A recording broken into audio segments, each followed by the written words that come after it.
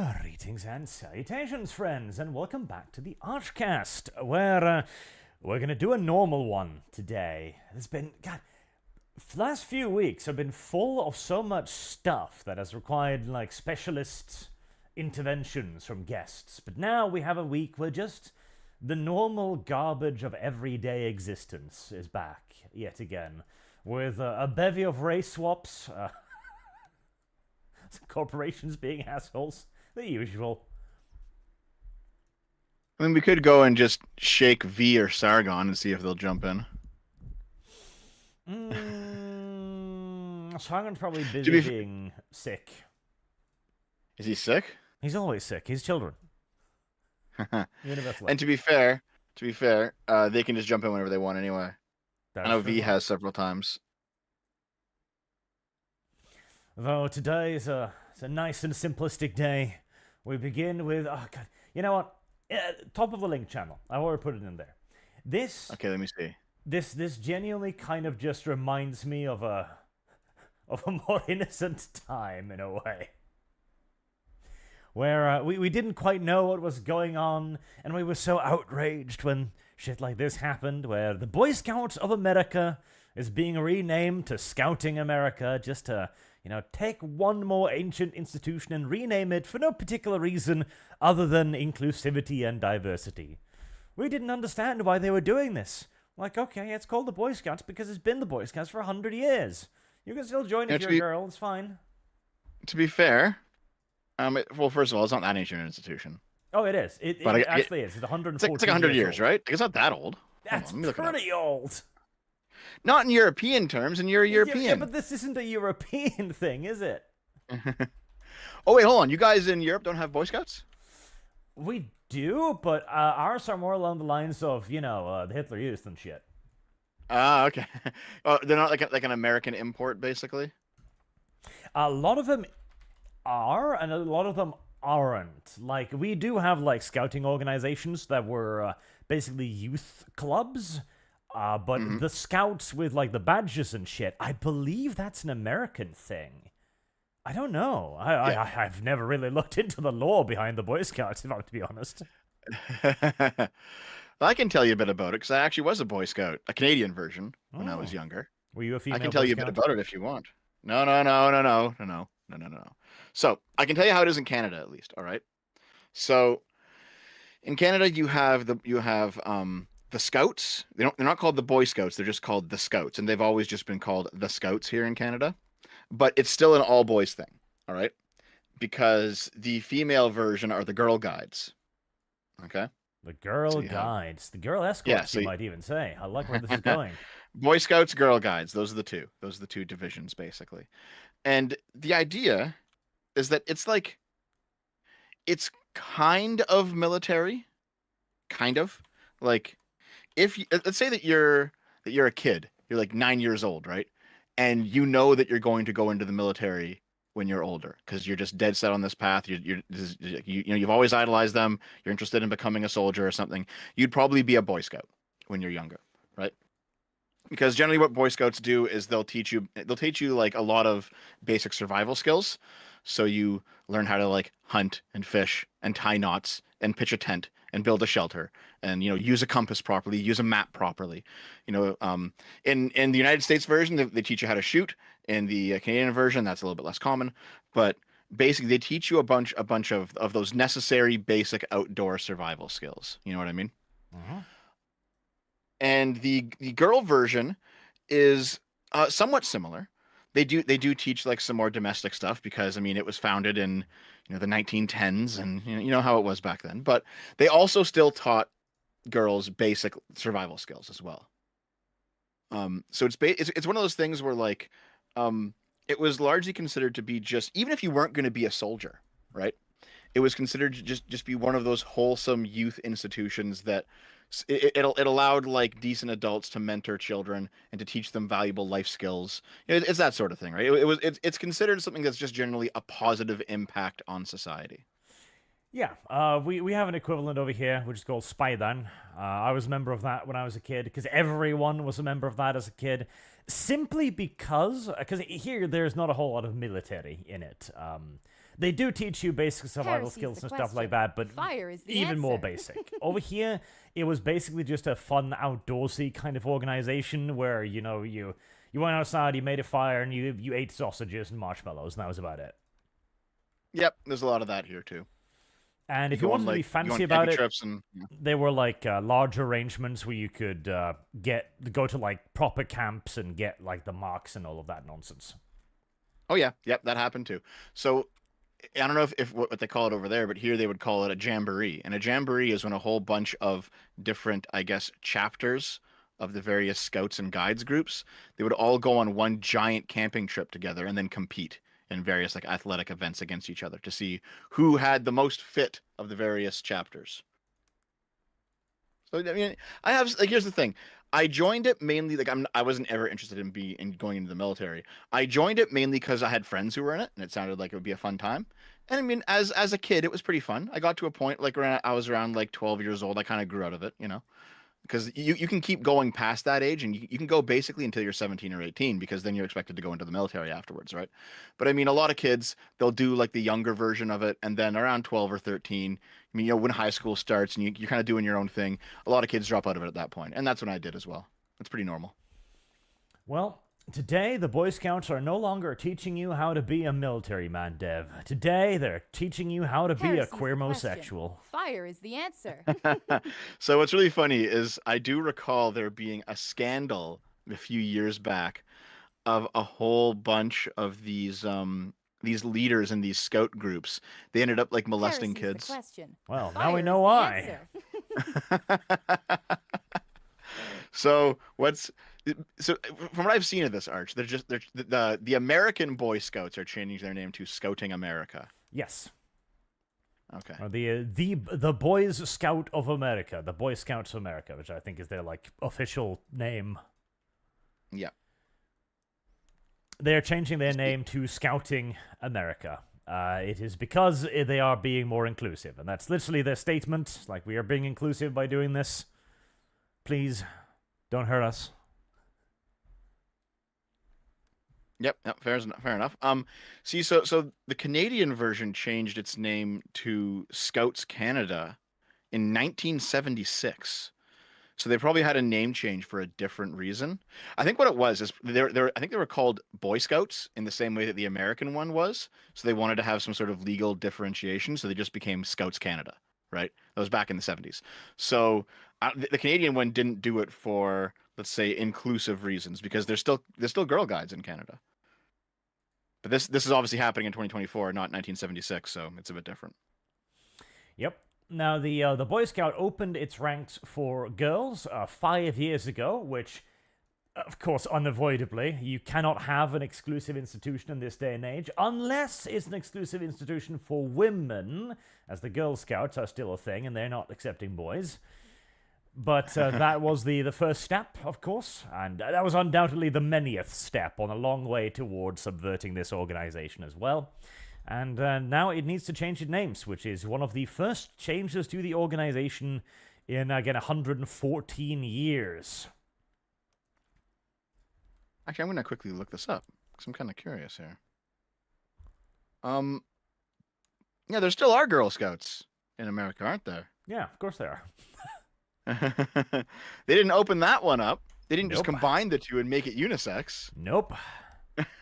Now, you have Scouts fair, and Girl Scouts. I'm sure the Girl Scouts are like a separate organization, so you probably can't just slap them together, because I don't think this is a government initiative or anything, is it?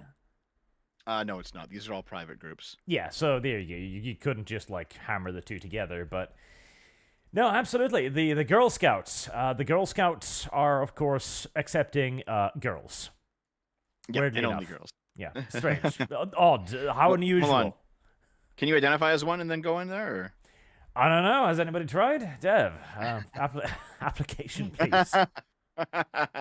So, yeah, in Canada, it's the same organization for Boy Scouts and Girl Guides. Fire is the answer. If they do this sort of thing in Canada, they probably will just merge them, frankly. But for now, Canada has somehow been untouched by all of this, even though it's happening in the States. I also love the fact that the Girl Scouts' official motto is to build girls of courage, confidence, and character to make the world a better place. Specifically gendered right from the get-go. And as far as I can tell from the Wikipedia page, there are no boys in the Girl Scouts. I'm not finding a transgender section just yet. Honestly, that'll come soon enough. I mean, I know a lot of trans activists view all types of gendered spaces, not just like men or boys gendered spaces, as problematic. So they'll come for the girl ones eventually. Let's see. Sexuality and gender issues. Okay, so there's a little bit of activities, I see. And don't ask, don't tell policy on lesbianism, right? That was in, what, the 90s? Yeah, 19 something. Service guarantees citizenship. Oh, here we go. Okay. Stance on transgender genders.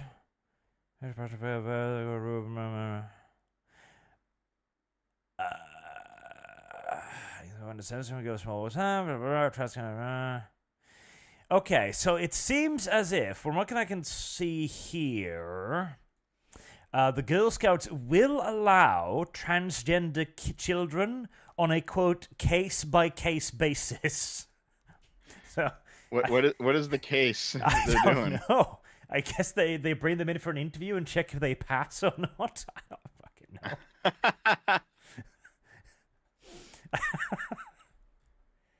Wow. Also, they're kids. You're judging kids on how they pass? Don't ask me. Don't ask, don't tell, I guess, eh? It's back. Yeah, so they are pro-LGBT, so they've added in the T there as well. Yeah. And that's from 2016, so probably trans-friendly, I'd guess, wager, so long as you look appropriately female, I suppose. Hold, just give me a second.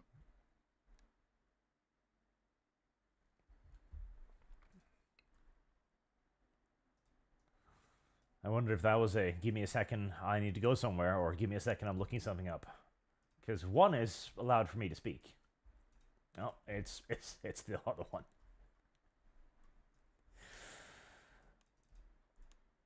But yes, of course, this is, as always, a one-sided route. One-sided street. The Boy Scouts of America will become Scouting America. The Girl Scouts of America will remain the Girl Scouts of America.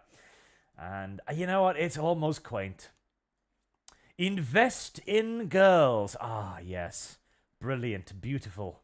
Support us. Girls specifically need your help.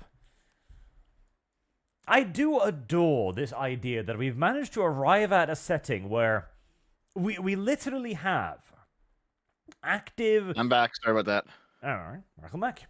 I was just saying, there's a section on the Girl Scouts that's invest in girls, and I'm just saying, I love the fact that we've arrived at a position where it is entirely socially acceptable in every way to have female-exclusive organizations. To have, give me things, I am a girl. Support me, I am a girl. Like, to the point where banks and official organizations and the government, etc., all of this does this, and none of this is allowed for men. To the point where now the Boy Scouts of America, which were already allowing girls into their ranks, have to change their name. So here's the thing.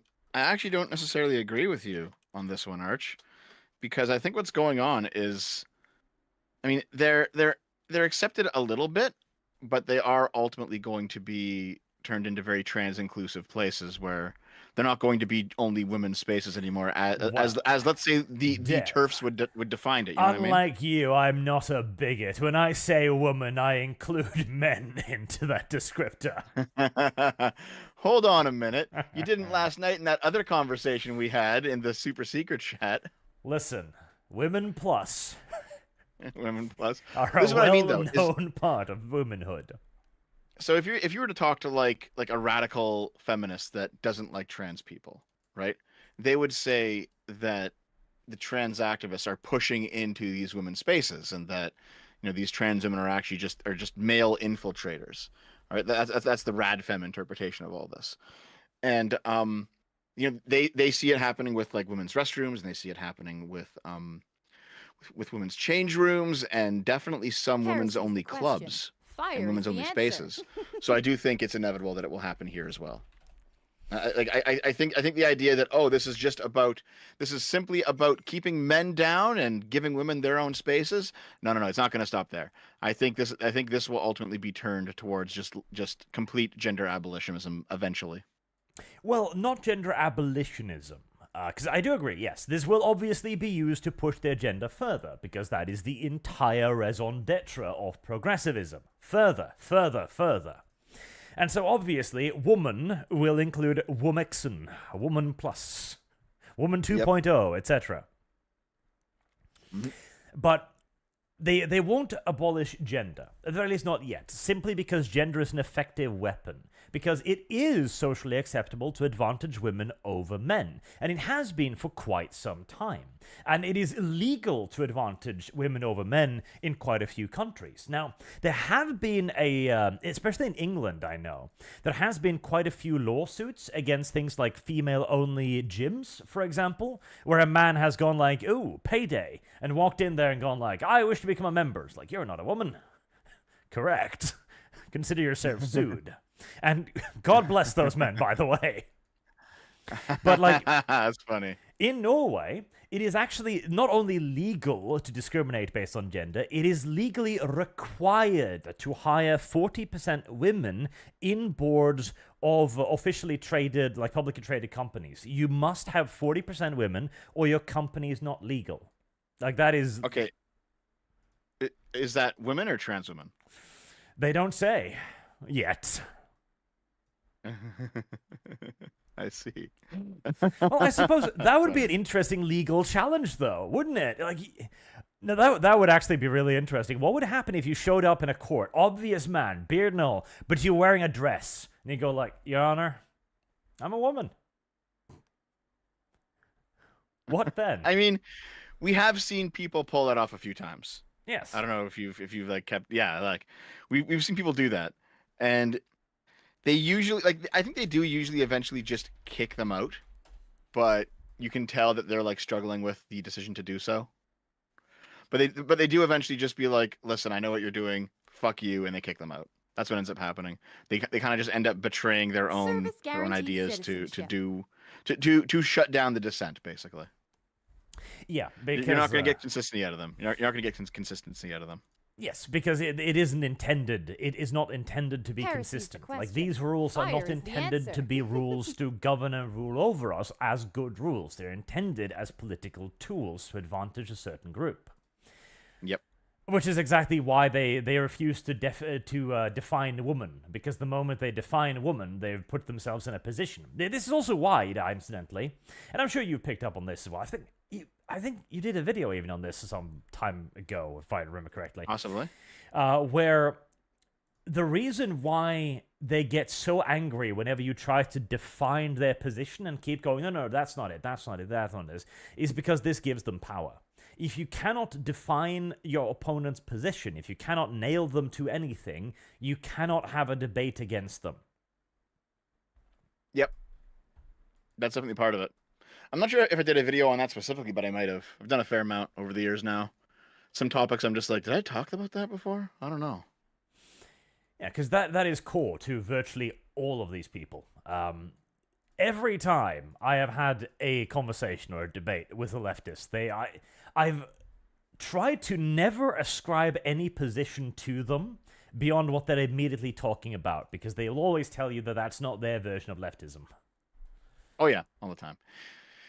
I've definitely in my own debates, I've found it useful to make sure that like, okay, well, what do you exactly mean by this? Like, I'm not going to put words in your mouth. I'm not going to misrepresent you to like, I've seen some people do this, right? Where like, they know that they're debating someone who's bad faith, so they also end up being bad faith themselves. And so they'll ascribe a whole bunch of positions to their opposition who may or may not hold them. And then all they have to do is be like, I don't believe that. Like you actually, it's kind of strange. The best way to beat a bad faith actor is to actually be good faith yourself. because then you can be like, okay, well, what do you mean by this? And you can catch them in you can catch them in lies, you can catch them in hypocrisy. Like you have to basically give them a bit of space to say what they're going to say, so that you can then turn around and be like, well, this doesn't actually work. And on that point of hypocrisy as well, another very interesting little thing that happened just recently. I'll put this in the link channel. Okay. I'm sure you're aware of the Sweet Baby Inc. Detected channel, right? The one on Steam, where they were marking out Sweet Baby Inc. games and stuff. Yep, I did a whole bunch of stuff on Side Scrollers about that. Yep. It had a Discord. That Discord had been hacked, and by hacked, I presume they didn't screen their moderators correctly. Or they got someone's password for their Discord, because it was like password. The password is password or something stupid like that. I wouldn't ascribe that level of intrigue to this, honestly. But somebody got into a position of power on their Discord who was not in agreement with the agenda and decided to just start banning people and trying to delete the Discord server. Yeah. I'm not surprised, to be honest. To be fair, I know Arch back in the day, you had a rogue moderator that did some damage to your community, like 5 or 6 years ago. It happens sometimes. A little bit of gay ops. Yeah. And I do also like, immediately, imagine the headlines if the roles were reversed. Like, this is exactly it. You remember when, what was it? There was some left-wing Discord years ago that got infiltrated. I don't even remember the story now. Service And there was guarantees quite the citizenship. outcry over this, where a lot of people started deleting their accounts over it. I think it's happened several times. I'm not sure what specific one you mean. Yeah, me It neither sounds now. pretty familiar, I have like a visual image in my head, but I can't nail it down. Yeah. No, that's a common thing that's happened on the internet, and it's happened to everyone too. Mm-hmm. Maybe chat will think of an example of this. I expect to see a little celebration around this, though. I'm actually surprised I haven't seen anything yet, honestly. Somebody bragging that they did it or something, Oh yeah, it happens all the time. I think, oh man, the most recent braggery that I've seen was Fire is the answer. when Stephen Molyneux got kicked off Twitter. I don't like the guy at all, but I don't think he should be kicked off Twitter. But he was mass reported by actual Jake's community, and they just bragged about it. They just posted like, "It was us, we did it. Yes, it was me, I did it." It's like, you guys are gross. Stephen Molyneux. Now, there's a name I haven't heard in quite some time. He's been banned off basically everything. I'm not surprised. I don't... Why? Like, I used to watch a little bit of his stuff years and years ago. He didn't seem that controversial. Like, I don't like his economic ideas, as he's basically an ANCAP, or a narco-capitalist is what I would actually describe him as, straight up, though he mellowed out a lot over the years. Was he that controversial? I haven't watched him in years. He had some white nationalist views on things for sure. Oh, So well, they there you nuked go. him. Yeah. What were these white nationalist views? White people should be allowed to exist? I'll have to look it up. I have to reacquaint myself with the old lore on him. I wouldn't be surprised, as okay. I want to sidetrack this. One more tiny little thing before we get to the proper topics as well. Oh my god. Hold on. We've burned through this topic in like 3 minutes. Isn't there more to this? No, not yet. Not yet. Okay, all right. It's just gotten hacked. We'll see if anybody claims credit or somebody. I haven't seen anything else about it. I just wanted to bring it up in context of the hypocrisy. I do know that Kabruta said he got it back and things are okay again. Yep. I heard that. They are restoring it. I did see that. But how into old school animated stuff are you? Like Batman the Animated Series? I watched it as a kid, but I wasn't a super fan or anything. Well, they're making a new version now. Okay, that's good. Maybe, probably not. Technically, sort of, kind of based on the even older one, the Caped Crusader. That was the live-action show. I'm sure you've at least seen it. The one that looks unfathomably campy. No, I haven't seen it. Live action. It was hold on. Wait, there's been several live action superhero shows that no one's fucking watched. Which one are you talking about? the oldest one. I think it might have been the first one. Let me see if I can.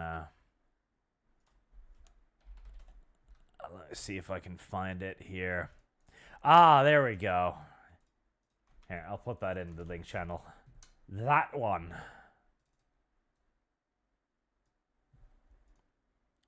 Oh yeah, oh that one. Okay, yeah, I know. Right. Everyone knows this one. Yeah, this is the old 1960s. I think it's the 60s show. Yeah, I don't even know. With Adam West. Yes. Adam West as the Batman. It's ancient. I watched it as a kid. There was reruns on like for decades afterwards. It was so popular. So I watched it as a kid, and it was funny. I enjoyed it. It was popular. That was the weirdest part of it. I've never watched it, so I have no idea. It looks so unfathomably bad. But again, it's really ancient, so I mean, God, it does. It looks awful though. My God. Well, the new cartoon show. No, like Yeah, the Adam West one. Oh no! What do you mean? Okay, it has like that campiness. It looks bad because it's old, not because they didn't try. No, sure, but it does look absolutely unfathomably awful. I mean, those outfits. It's a fun time. It was a good time. Good times were had by all. They are trying to sort of recreate this with the upcoming show, which is this one was announced to have been cancelled, but apparently it hasn't been. Batman Caped Crusader, so not the Caped Crusader. It's supposed to be set in the 1940s, which makes me wonder why Jim Gordon is black. I think he would probably be strung up for being a black police commissioner at the time, but details. Yeah, listen, they want a period piece, but they don't want all the ugliness that comes with having a period piece. Yeah, so you gotta have trans people back in the 1940s, guys. You get the old Batsuit, the black and gray, which is great. His horns are a bit long for my taste. You get the old purple Catwoman costume. They're clearly going for a lot of like the old school stuff, and yet then there's the new the Harley Quinn. So the Twitter post I made a couple above. That's supposed to be Harley Quinn, the fat-faced, man-looking, like man-titted jester in green and yellow? Yeah. Yes. So I have this picture of Harley Quinn. It's also been going around. They made her Asian. Is that Harley? That's Harley Quinn. I've heard from several people. I mean, maybe not. It could just be like things going viral. But I've heard from several people that this is Harley Quinn, and Harley Quinn is Asian. So she has like black hair now, and she's a little bit chubby. I guess. I don't fucking know, dude. You know, at this point, your guess is as good as mine. I mean, I can see it. I mean, she's writing in a notepad, so I guess she's the doctory type, you know. But well, she's a psychiatrist, right? So yeah. Here we go. I got this article. Let's take a look at this. So, Harley Quinn will be depicted as an Asian American in the new series. The character is no longer paired with the Joker, her usual partner in crime. She works as a psychiatrist who treats Bruce Wayne. She's not treating the Joker this time. She's treating Bruce, giving her unique insight into Batman. Let's see. Why? That's very weird. Let's see. The original Dr. Quinzel was a little more serious, and then when she became Harley, she got really goofy and weird. So we thought, what if we reverse that? What if when she's Dr. Quinzel, she's a little bit more whimsical and fun, and when she's Harley Quinn, she's scary? Okay. Why? This Harley is described as a more whimsical, but her Harley Quinn persona is scary and uses psychology as a weapon. Oh my God. Service guarantees citizenship. So one of the various villains Batman has to contend with, who's like robbing the bank or whatever, Batman runs in and it's Harley Quinn, and then she just starts talking to him about like his dead parents. Question. And that's her weapon. is talk no jutsu. So, okay, right, this is the thing. So they want the old school Batman. They want the animated series, because I'm pretty sure the people working on this are some of the people from the animated series. Right, So yeah. that's why Batman looks like Batman. He's got the original costume, he has got the original style, and they wanted like this old school noir feel. Okay. But then you get to the race swaps and the weirdness and the female butch character, and suddenly all of that goes out the window. So on every level, she's no longer paired with the Joker. That is enormous, because the Joker is to Harley Quinn what Nora Freeze is to Mr. Freeze. He is her motivation. He is her raison d'etre. He is the reason why she was the way she was, and he was the reason why she eventually went legit in the current canon, etc. You cannot have a Harley Quinn without a Joker. Kind of. See, that's definitely true for the start of her story, but in most iterations, Harley has the "I'm leaving Joker and I'm going to shack up with Poison Ivy" storyline. That's really common now, and it's honestly a pretty good storyline for her, I think. Yeah, but that it too could be, revolves around the Joker. yeah, because she has to leave Joker. Yes. And the whole point is that like she has to learn to be like, oh, even though I'm now crazy because of him, I can't just hang around with him. I have to go have my own life. And then she goes off and has her own life. And like it's been done very poorly in some iterations. It's been done very well in some iterations. But the point is that like the whole point that her entire character arc is normal person driven insane by the Joker, and then eventually manages to get out of the Joker's orbit, and that's her character arc. Yes, and again, it's the Joker. The Joker is her raison d'etre. Everything she does is based upon the Joker in some way or form. Hell, even in her own TV show, Harley Quinn, the Joker is a constantly recurring villain that she constantly has to deal with the psychological implications of. And even dealing with Poison Ivy, okay, so she goes from one psychotic criminal to another psychotic criminal. Like, she isn't fixed or cured, it's just that this one is slightly less abusive. To be fair, Poison Ivy is actually not nearly as crazy as the Joker, I think. Oh, no, she's worse. She's a lot worse. But you think so? I don't think so. Oh, God, yes. First and foremost, Poison Ivy wants to eradicate humanity. Straight up. Secondly, Poison Ivy's original lore, like the animated series, she has no empathy at all. Like, there's one brilliant episode where she raises a family of plant monsters that live only for a few days. And she raises these children, like, these are my babies, and they die in hours, and she doesn't bat an eyelash. Like, there's nothing human about Poison Ivy. Well, yeah, but I mean, I think that's why their story ends up working, is because Harley does end up giving her some empathy. And they kind of make each other better in a way. I doubt that, because at least I haven't seen that series where Poison Ivy is the one receiving empathy from Harley Quinn, because Harley Quinn isn't very empathetic either. Oh, hold on. Jesus Christ, we have to go all the way back now. So, like, definitely not in Suicide Squad, the shitty game that was recently came out. Because yeah, I'm by the way, I'm working on a very big Suicide Squad video. I think you guys are gonna like it. I've done the deep dive into that game. But definitely not Suicide Squad, and definitely not the more recent movies, because like those Harley Quinn movies that came out that were just fucking awful. Birds of Like Prey, yep. Yeah, those like there's 3 of them in the end, and they all fucking bombed. So not those.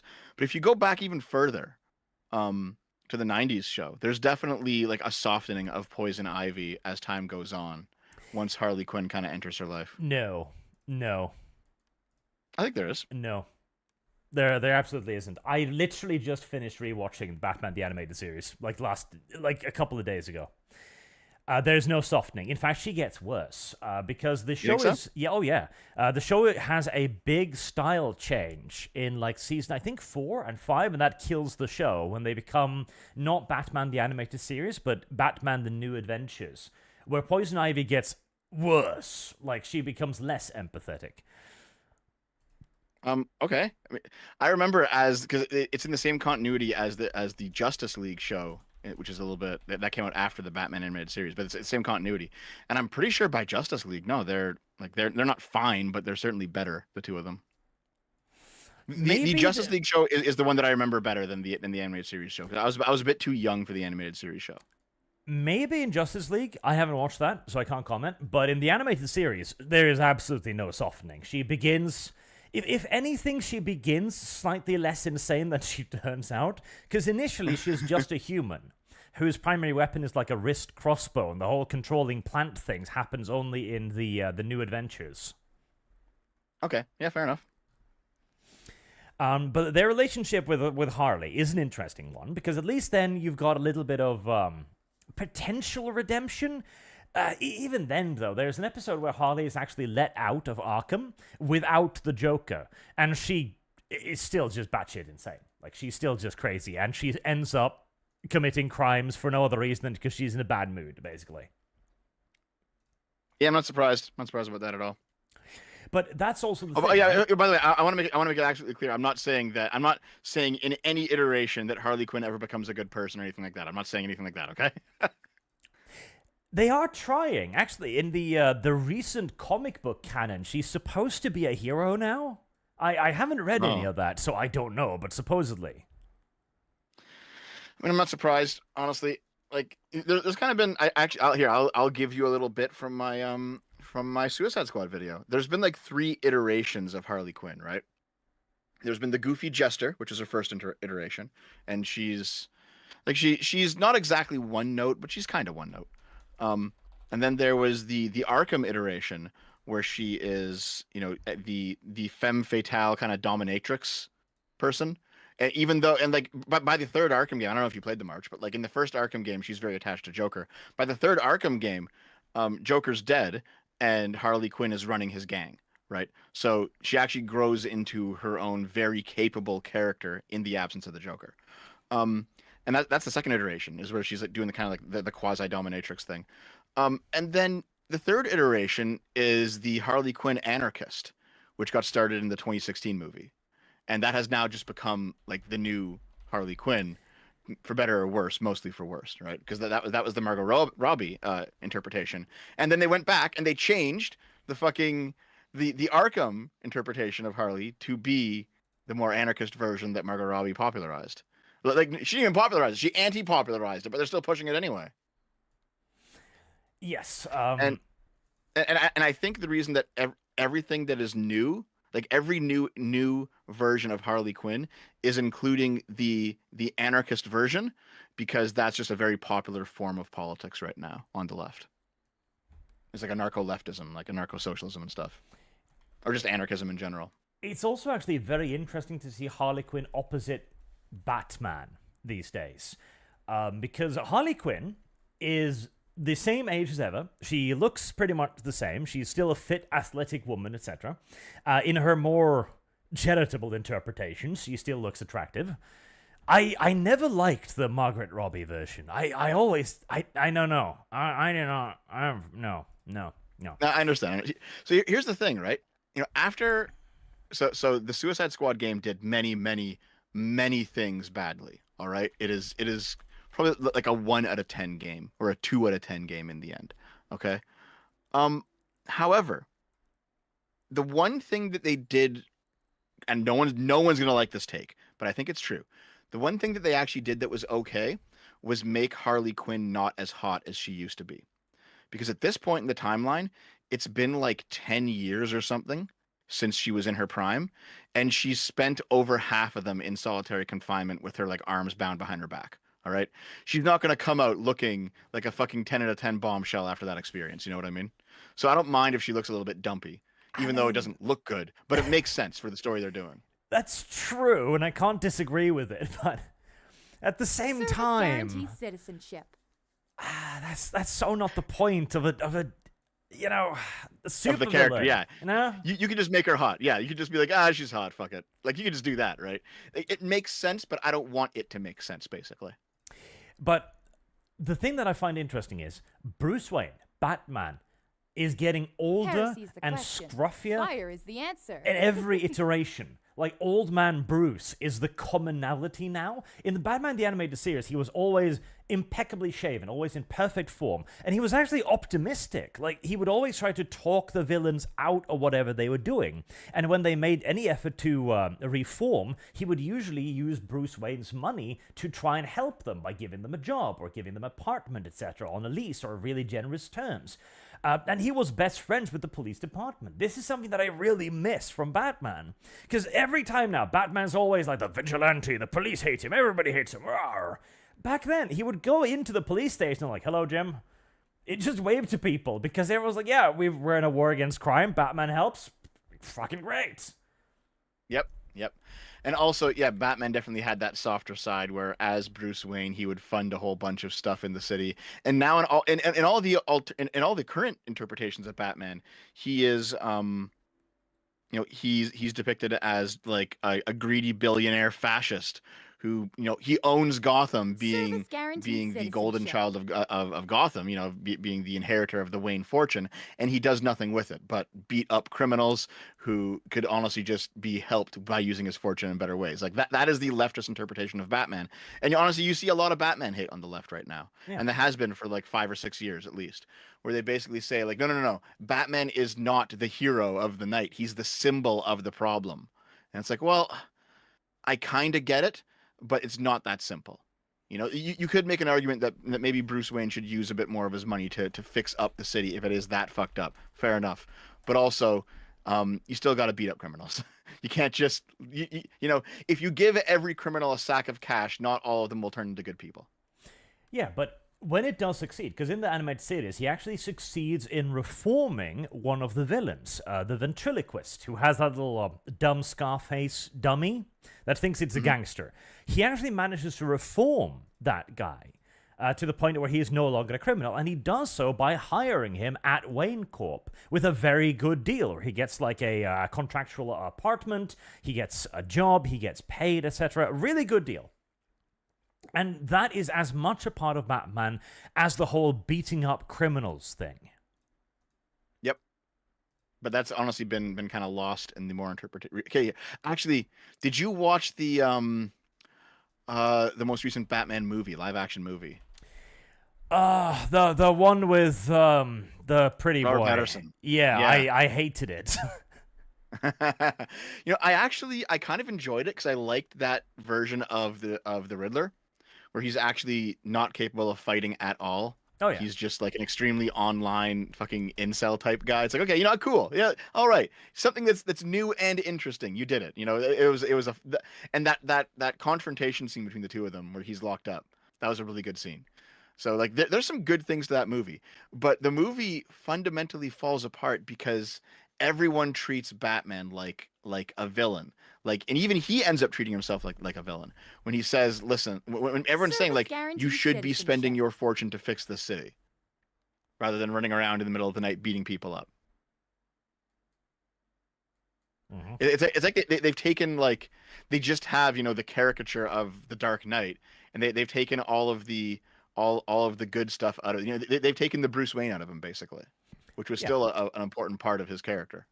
And this again is the exact thing that I was pointing out. Harley Quinn is getting to be the good girl, despite all of the people she's killed, despite all of the things she's ruined, also all the things she's destroyed. Harley Quinn is put in the most optimistic, positive light imaginable, where she gets to pair up with Batman and fight crime. Meanwhile, Batman, who has always been the hero, is interpreted worse and worse and worse and worse and worse. And it's not like Harley's even been reformed at all. Like, she hasn't gone through that same arc where, Batman gets her a real job and she turns into like a normal person. No, she's still just batshit. She hasn't actually paid for anything. Yeah.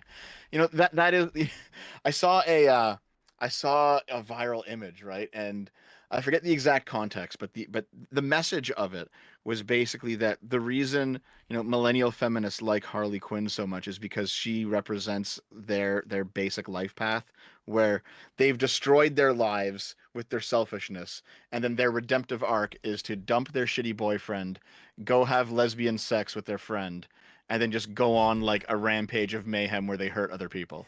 Is that your redemption arc? That's a brilliant explanation. And it's like, so that does actually sound like a lot of millennial feminists who are now, hitting 40 and they're all cat ladies and they have no idea what the fuck to do with their lives. That sounds like your redemptive arc, yeah. That is a brilliant way to put it. Yes, exactly. But to bring this all the way back to Asian Harley Quinn again, she's now everything that she isn't supposed to be. So she's not goofy and crazy. She's supposed to basically be the Joker, using psychology as a weapon, Heresy's the etc. question. She's supposed to be Fire like, is the answer. I don't know, Scarecrow plus Joker combination. And she's Well, not crazy. guess what? Hold on. That actually makes a lot of sense in a very bad way. Okay. You know how I mentioned a few minutes ago the Heresy's the interpretation question. of Harley as Fire being is a bit the uglier answer. because of her time in prison, and how that makes sense, but it's still bad. So there have been recent storylines where Harley Quinn has been given control of Scarecrow's fear toxin, and she actually has this unique affinity to it because she's insane. I mean, Which makes no sense because nobody else has that who's insane in the lore. But yeah, that was actually a big plot point in Suicide Squad at the end. So okay, so do you recall that you didn't play the game, did you? Suicide Squad. nope. Okay. A lot of the details of the scenes that went viral that were just god awful have been lost on most people. But we've Naomi played through the game. I was on stream with her. We got a bunch of footage for the video, so like I know that the ins and outs of the Suicide Squad Heresy's story. the question. Um, Fire is the The answer. worst part of Batman and Suicide Squad isn't even the fact that he's unceremoniously executed, because he actually has to be. He's mind controlled at that point. That's not noticeable in the viral clip that everyone was like yelling at, because he was evil. He was evil Batman, and so Harley kills him. The worst part of Batman is that Heresy's the question. the boss Fire is fight the answer. between the player character as Harley and Batman is actually just a psychological fight using fear toxin, because both Batman and Harley. So hold on. Okay, this is some fucking lore now, because in the third Arkham game, Batman started using Scarecrow's fear toxin for himself. However, Harley shows up, and at this point, it's now years later, so Batman knows how to use this fear toxin very well. Harley shows up, is like, oh, this is fear toxin. Well, I'm already crazy, so I bet I can make a better fear toxin. She immediately makes a better fear toxin, and then has a psychological war against Batman where they both use their own fear toxins, and Harley's wins. And it's just because she's crazy. Of course. And that has kind of become the new lore now, is that Harley Quinn can overpower fear toxin. And that's just been a thing now for a while. Of fucking course. And it's such a stupid storyline. just to fucking hammer home the point we just made, I read down a little bit in the article you find. Batman himself is also explored in a new light as a brooding, strange individual who struggles to be Bruce Wayne. Isn't that just Batman? Like, hold on, isn't that? Yeah, no. Isn't that like the Christopher Nolan Batman? Like, that was him. Isn't that the Batman from the last 20 years? Yes, it is. In a new light. Apparently V-rated. Hey V. Oh, thank you, V. I fucking hate this. Like, oh, what are we gonna do? Well, we're gonna be different and unique. We're gonna make Batman dark. Oh, tell me more. Oh, please. Go on. Oh God. Oh, it's you know what? It's the same thing with fucking Superman, the upcoming Superman, right? Where he's putting on his boot and he's dirty. He's like, oh, what are you gonna do different? We're gonna make Superman into a scruffy hobo. Oh, thank you. Great, fantastic. I mean, you can't really do Dark Superman because he doesn't have the same weaknesses that Batman does. It doesn't really work. You kind of need Superman to be that like shining beacon, you know, that good old boy. Yeah, but he isn't though. Like even in the Henry Cavill Supermans, you watched those, I presume, right? I watched only the first one because the Justice League shit was like just absolute garbage. I didn't want to support it in any way. I didn't mind Man of Steel. It was like okay. The final battle was ridiculous, but like the actual character build, it was pretty good. You know, Man of Steel is not actually a terrible Superman movie, but what I want to point out is the way it's shot in.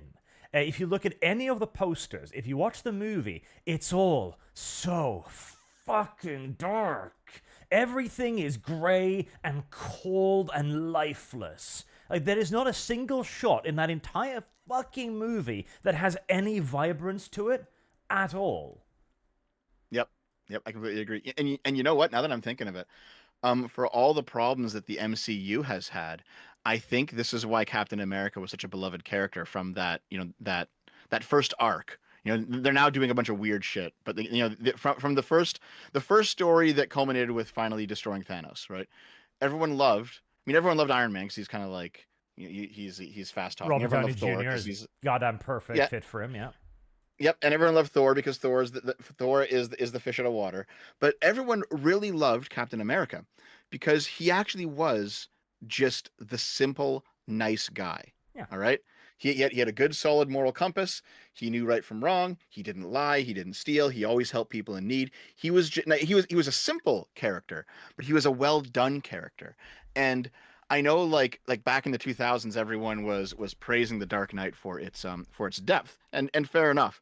But sometimes you do actually just need a simple good versus evil story, at least to cleanse the palate. And Captain America did that. He did it very well. You know, sometimes you just need someone who's unambiguously good and does the right thing. And we haven't had that in ages. Like, I'll send you another screen cap here. So this one is from the Justice League movie that you didn't watch. It's a scene where Lois is in the bathtub. I'm presuming this is YouTube friendly. And it's supposed to be a very romantic scene. You know, she's watching herself and he gets in and like, hey. It's supposed to be very romantic, warm and inviting, supposed to illustrate that they're lovers now, right? Mm-hmm. Look how fucking dark that scene is. How fucking cold that scene is. Do you not get shivers just looking at the water? It looks like cold water, yeah. Yes. It doesn't look warm at all. No. It looks like it's cold water. It really does. Like, so when somebody says in an interview, like, I'm going to do a brand new thing. I'm going to do Dark Superman. Like, oh, God, thank you. Fantastic. We haven't seen that before. It's like, oh, yeah. That is every Superman. That is every DC character. Like, I cannot believe that the DC universe has managed to rape itself into obscurity. Like, it used to stand head and shoulders over Marvel. Like, Marvel used to be the children's universe, and DC was the serious good one with the good stories for grown-ups. Now, Heresy's the question. Fire is the answer. It's just dark and boring and terrible. It's because the Marvel guys were actually willing to take 10 years to develop a storyline. They didn't rush into the big crossover in the second fucking movie of the series. You know what I mean? They did like, okay, here's a bunch of movies we're gonna do. We're gonna do all these movies, and then we'll do a big crossover event like 5 years in. And it's like that's the formula, is you have to have a slow burn on this stuff, right? You can't just have the immediate hype train. But that's what they tried to do with they basically DC and the new Star Wars stuff both fundamentally suffered from blowing the hype load way too early. They didn't build up enough. Yeah, that's definitely it. Because DC was desperate to catch up to Marvel. And so they needed the Batman versus Superman. And my God, that movie title alone should have sold out every seat in America. But they didn't give it any build-up. What Superman? Oh, that one over there that got one movie where Superman ended up killing someone at the end of it. That movie? That incredibly divisive movie? Yeah, that one. Okay, which Batman? Oh, Ben Affleck. What? When was Batman? Ben Affleck Batman. Like, he is now. And don't get me wrong, I actually really like Batfleck. I think he looks great in the role, but he was just dumped in there. Yeah, they needed a lot more build up. If they could have somehow continued like the Christopher Nolan series into a DC multiverse kind of thing, it might have worked. Because at least you had 3 movies and years between them, so that people really cared about them, and also they were really well received in their own right.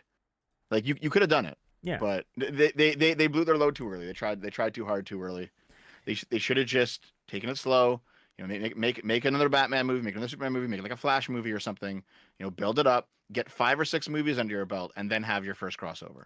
Yeah, they didn't build it up. And again, they did the thing that we're complaining about right now. Batfleck is stubble all the time. Like, fucking Batman never shaves anymore. Batman never goddamn shaves anymore. That really annoys me. It really actually unironically does. And, of course, again, he was just dumped in there. The Flash was never good. I tried watching the TV show. I fucking hated it. I don't know why people like The Flash. So, Was the TV show the same continuity?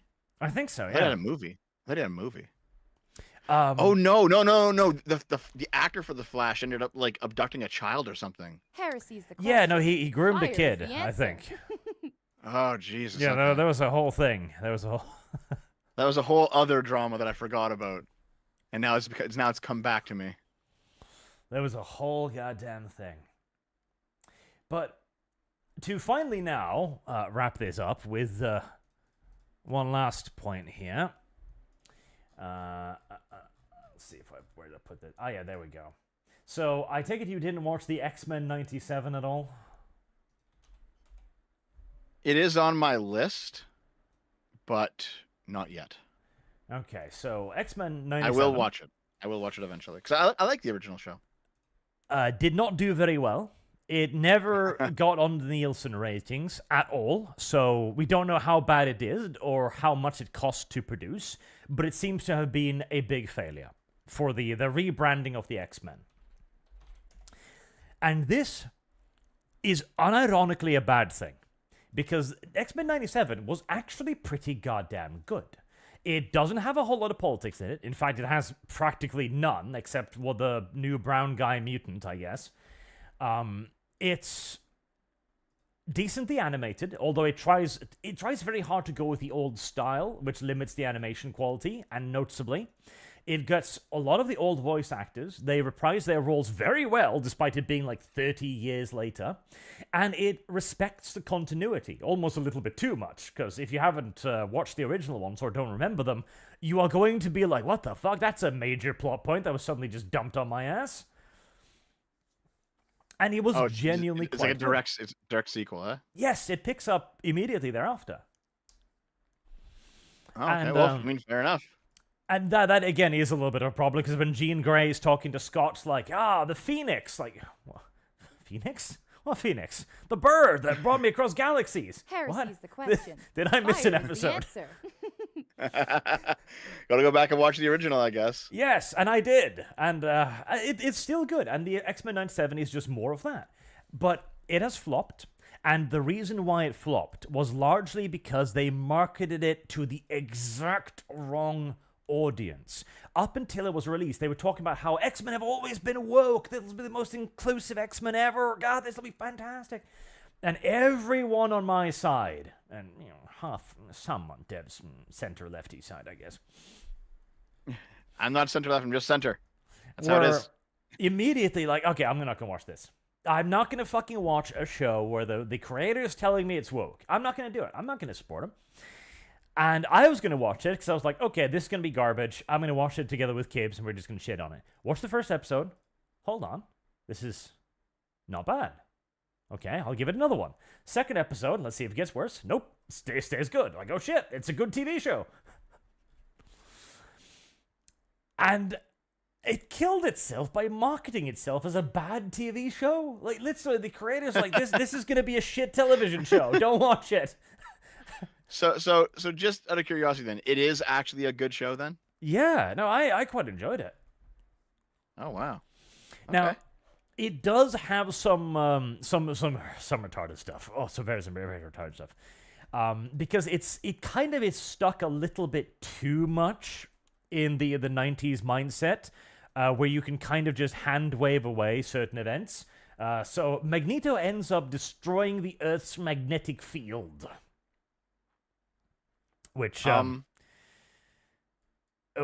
end up killing a few million people, and that's kind of just like brushed under the rug.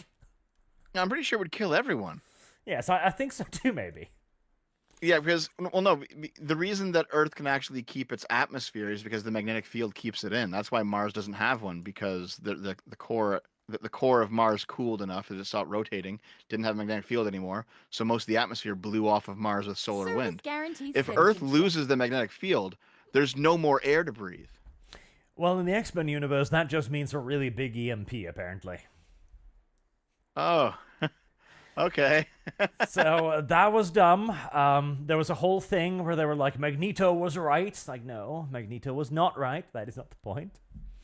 And if I was to be optimistic... Oh God, really? Hold on, wait. Magneto. Okay, I know Yep. Magneto was a victim of the Nazis as a kid. I get it, but he does end up being like the mutant supremacist. He Oh, does end up being the story's fascist. Yep. Yep. They're going Magneto was right. Yep. And the thing is, my optimistic view, because I haven't watched the last episode of the show, my optimistic view is that they kind of roll it back there. The X-Men defeat Magneto, do some sort of bullshit to save everybody. Fuck knows. I mean, even if we assume it's just an EMP, right? Every aircraft on the planet just fucking pancaked. You know, God only knows how many millions of people are dead. Mm-hmm. And then they kind of go back to like, okay, no, Magneto was the monster all along. Or they do a second season and they explore this more thoroughly, right? But it's probably never going to get there because, again, it's a good show that marketed itself deliberately as a bad show. Well, I guess that's that then. Yeah. I mean, I'll probably still try it. I might go back and watch the original just to see, just to catch myself up. But I'll probably try it. I've been doing that. I'm like halfway through the original, and I'm quite enjoying it. But the only way I could watch it, I found an AI upscaled version to 1080p, and it still looks a bit weird, but it looks good enough. Was there ever like a DVD release or anything? Probably not, eh? I think maybe, but the only version I found online was some ancient-ass butchered 480p YouTube quality video. I was like, is that a pixel or is that Cyclops? Oh man, that reminds me of like getting Dragon Ball Z episodes, downloading them off of like LimeWire, and they're like, they're like resolution 200 by 100. You can barely fucking watch them. Yep. Now this though. See, I'm kind of worried that the studios might. This will lead us nicely into Sony, incidentally, Helldiver. Like, what happens if DC suddenly has an epiphany and goes like, "Oh, hold on, what if we made Superman into a good guy and made a good guy Superman movie?" And then none of us watched it because we simply assumed it would be woke man again. And then DC goes like, "Well, I mean, shit. I guess we'll go back to the old stuff, right?" Yeah. No, I know what you mean. We do want to encourage them to make things that are good and not things that are shit. Yes, unironically. But at the same time, when they tell you it's going to be shit before they release I get it. I mean, well, here's the thing. Okay, step one, what they got to do, at least in terms of, let's say, maybe not every single company because they're never going to agree, but one of them, hopefully it'll be DC, has the foresight to be like, listen, we know we fucked up, and just, put a moratorium on making any superhero content for like 5 years, right? It's like, listen, we're not making any movies, we're not doing any shows, it's all canceled, it's all done, we're just going to be quiet for a while, okay? Go away, come back in 5 years and announce, and then dip your toe into the water again, right? Because, okay, so here's the thing, right? The span of time between Return of the Jedi and episode 1, Phantom Menace, was what, like 25 years? Like George Lucas waited like a full generation before starting that next the prequel trilogy. And when he was asked about it, he said it was because he knew that you can't just burn people out on the same franchise. You get franchise fatigue. So he waited, and then it became a huge phenomenon because there hadn't been a new Star Wars in 25 years. Even though it's not that good of a movie. Maybe it's like 20 years, but whatever. But it wasn't that good of a movie, episode 1. But holy fuck, did everyone love it back then? Fire is the answer. And then they hated it. Now they love it again because they don't like the new Disney stuff. But the point is you have to wait a bit, all right? You got to chill out, do some other projects, come back after a while, then do it again, right? You can't just keep trying year after year after year. Like here, let's say this new Superman that they've just shown off is shit, right? And the movie bombs. And then next year, Arch 2025, they announce a new Superman continuity that they're restarting again. And then this one ends up being good. No one's going to care. There's been too much Superman. 3 Supermans in 3 years. Like no one cares at that point, right? Plus like any TV shows that you have or any video games that are all different continuities. Like at some point you just gotta stop, do something else, and then come back to it later. I think even more so than than woke stuff or terrible quality, because you might still get some people who will try it, even if it ends up being woke or ends up being just low quality. Some people will still at least give it a shot, but no one's giving anything a shot as long as there's franchise fatigue. It's like that has to be solved first. Well, I do agree, but I think that is a way around it. Because a lot of the franchise fatigue is around specifically the franchises being awful. The people are tired about from Dark Superman. Dark Superman's fucking boring. Dark Superman has been fucking done again and again. And woke stuff. If they were to come out and make a full-throated marketing campaign, Superman, Truth, Justice, and the American Way, with the slogan being, "This is the Superman from your childhood," they do the bright blue and red yellow uniform, and they just hammer this home as a traditional movie. Superman's the hero in this one.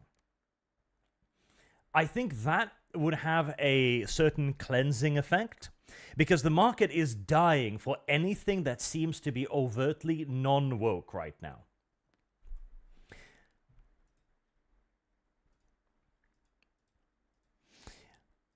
And also, I don't know if you saw this. My phone went off. Sorry about that. Madam Web. Did you see that one? Oh, I did hear that it's basically dead on arrival, complete shit show. I watched the Redditor media skit about it, where it's very clearly just like a terrible movie. I didn't see it. I didn't know anything about it. I just know that everyone thinks that it's bad. Not even the the very far left people that it's marketed to are even watching it. Absolutely, because it was marketed against the wrong people.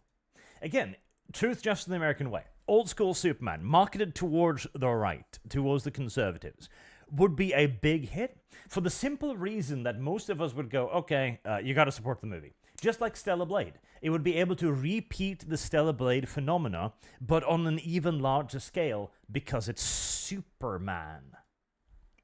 Yep. And Madam Web... I agree with you. Here's the thing about Stellar Blade, right? Like, it's a good game. It's actually a really good game. It's not a 10 out of 10. It has some pretty serious flaws, but it's also a really good game, and it's one of probably the one of the better games to come out. But what it has that so many other games don't is that it has sincerity. It very clearly is made by somebody who has a belief in a certain thing, and he's willing to simply say it and not pander to all sides. And that's kind of like giant asses, giant beautiful asses aside. All right. Stellar Blade has some very serious flaws, but the fact that you can actually call it a piece of art and not just something made to appeal to certain focus groups. I think that's why everyone likes it, because there's actually something there that is not just marketing. Yep, I can see that. And it was marketed towards the correct audience. See, yeah, that too. Madam Web is a terrible movie. It's not a very good movie, in the slightest. It's a retarded movie. It's a ridiculous movie. It has an awful plot. It has a lot of awful characters, got a lot of awful acting, a lot of awful lines. But it has very hot women in it. If Madam Web had been marketed as 3 hot women in tights fight the bad guy, it would probably have done a lot better. But no, it was marketed as, well, female empowerment. That was the marketing slogan for, like, oh, women are going to do this right. Now, women are going to fight the bad guy. Okay. I assume they're all going to have side-shaved hair and wear full bodysuits then. They're loose-fitting. No, bodysuits are there, but they're all tight-fitting. The skirts are short and the clothes are tight. If they had literally just... It's like the producer thought to himself, okay, how do I appeal to the male audience? And then forgot about actually appealing to the audience. Yep, absolutely. And, here's a good question. Could you make a modern Charlie's Angels? Ooh. Because even though Charlie's Angels, they are all competent characters who can fight, the point is that they're also attractive. Wow. Well, there was a modern Charlie's Angels, wasn't it? In here we go, 2019. Oh wait, was there? I know there was a revival in 2000. or like 2005 or something. Was there a more recent version? Yep, Charlie's Angels, 2019. IMDb 5.0. That's not very good, no. Oh, that's right. Yeah, because so I forgot this even fucking existed, dude, because it had Kristen Stewart in it. I forgot this existed. Yeah, so they did a Charlie's Angels, but they took most of the hot factor out of it, and now no one wants to see it. It's like, well, yeah. I'm watching some of the pictures. Who's the woman with the man haircut? That's Kristen Stewart, yeah. Okay. Because that's a man. And then you've got two not terrible women next to him, I guess, but not amazing either. And they're far too covered up as well. There's like no sex factor here. It's very strong female energy. So what's interesting is that Kristen Stewart, she became known for playing Bella in Twilight. Now you might hate Twilight, fair enough. Everyone hates Twilight. It's very common to shit on those movies because they're overly sappy. You know you know what I'm talking about, the vampire love story. Yeah. Yep. Teen girl love story. Yeah, but here's the thing. She's most known for Bella. And Bella is, for all of her other faults, very clearly a feminine character, right? She's a teen girl who is in love with a vampire, and it's basically a shittier redo of the Buffy plot because Bella can't fight. But you get what she's about pretty quickly, and she's feminine and she's also positive. Every role that Kristen Stewart has done since that, she's basically been trying to get away from the Bella stereotype because she was so stereotyped by the success of those movies. That she's actually kind of psyoped herself into becoming non-binary because she did a photo shoot a few months ago with Rolling Stone, I think, where she's wearing like men's underwear and she has like a shaved head and she's doing all these very masculine poses. And it's like, this isn't working for you, dude. Like, I know that you hated Twilight. Everyone fucking hated Twilight. But, I mean, Robert Pattinson got over it. He became Batman. Like, why did you become this? Did you see those, Arch? I did not. I'm Googling for it right now. Maybe I can find it for you. Oh, my God. Kristen Stewart's best looks. Oh, my God, Arch. Here, look at this Heresy's fucking... the Yeah, basically, they got like a bunch of male answer. models to hang out in the way that male models do. And they just had her do it as well. That weirdly looks like... Okay, this weirdly looks like a picture from a very low-budget porn for me. Yes. Yeah. God. She looks like a woman who's really down on her luck, you know? Like this is the final refuge. Yeah. Also, I think she's come out as lesbian as well since then. So sure, she's probably doing she's probably doing like the dyke chic thing that was really popular in the '80s with K.D. Lang and stuff. She wants to bring that back, I guess. Boy, yeah, there you go. That's very. And well, here's the thing, and like you attractive. can go and do this. Yeah, you can go and do this and appeal to that very butch lesbian audience if you want. You know, go ahead. That's your business. But the point is, you can't take a person like this and then cast them into a Charlie's Angels film where the point is to be sexual and then have her not be sexual. It doesn't work, right? And also, there is a place in media for non-sexual women, but Charlie's Angels isn't it, basically. There's also the fact that Charlie's Angels, but you got to bear in mind, it's like a 70s, 80s show? I think it was a 70s show, yeah. Yeah, like sexy back then meant something very different than it means now. Sexy back then meant clean-cut, beautiful women with fancy hairdos, wearing pretty clothing, and being very feminine. That was sexy back then. Yep. That's the thing you need to capture if you want to do Charlie's Angels. That old school, classy sexy. Yeah, it's like elegance, yeah. Yes, exactly. Actually, hold on. I remember the 2000s Charlie's Angels reboot. And I mean, they didn't have elegance in the same way in the 2000s reboot, but they still had something. They still had an attraction, an attractive quality that was there, that was of the 2000s. So they weren't lounging around in these gowns, but they looked like attractive, confident action girls that you would see all the time in the 2000s. And that worked for this formula as well, because there has to be at least something appealing there, at least something. All right. The fact that the 2019 version just, it had the action, but it didn't have anything that made them appealing at all. Yep. And not any form of sexuality whatsoever. It was just, it was devoid of it, you know? Well, basically, the question of could you make Charlie's Angels today? Yes. It's what would the angels need to look like? Basically, you'd have to kind of dig down to what the common man, like that. There's the stumbling block. I realized at the moment I said it. You need to dig down to the common man's sexuality. What does the average man today find hot? That's what you need. And that's going to be the problem, because we don't want what the common man today finds hot. Well, the progressives don't want it, is what you mean. Like, you'd probably want... I don't know. God, it's been so long since we had attractive characters on television. I struggle to imagine, honestly. Well, I mean, Stellar Blade. Everyone's talking about that. 3 tall Asian chicks? Like, I mean, yeah. With giant thighs. Okay, here's what it is, all right? So in the 2000s and in the 90s, really skinny girls were in, right? Tiny boobs, tiny waist, no hips, no ass, right? People like sticks back then. Right now, what's in is kind of the opposite. You know, big jiggly asses, thick thighs, thick breasts, you know. And we, you know, we go through cycles of these things, because in the 80s it was also like that too. People like larger women back then as well. I don't mean fat, I just mean, you know, more proportionate. Shapely. Right? Not the progressive definition of curvy. Yes. And you know, at some point, I'm sure, you know, the smaller type of girl will come back into fashion at some point in the future as well, because these things always move around.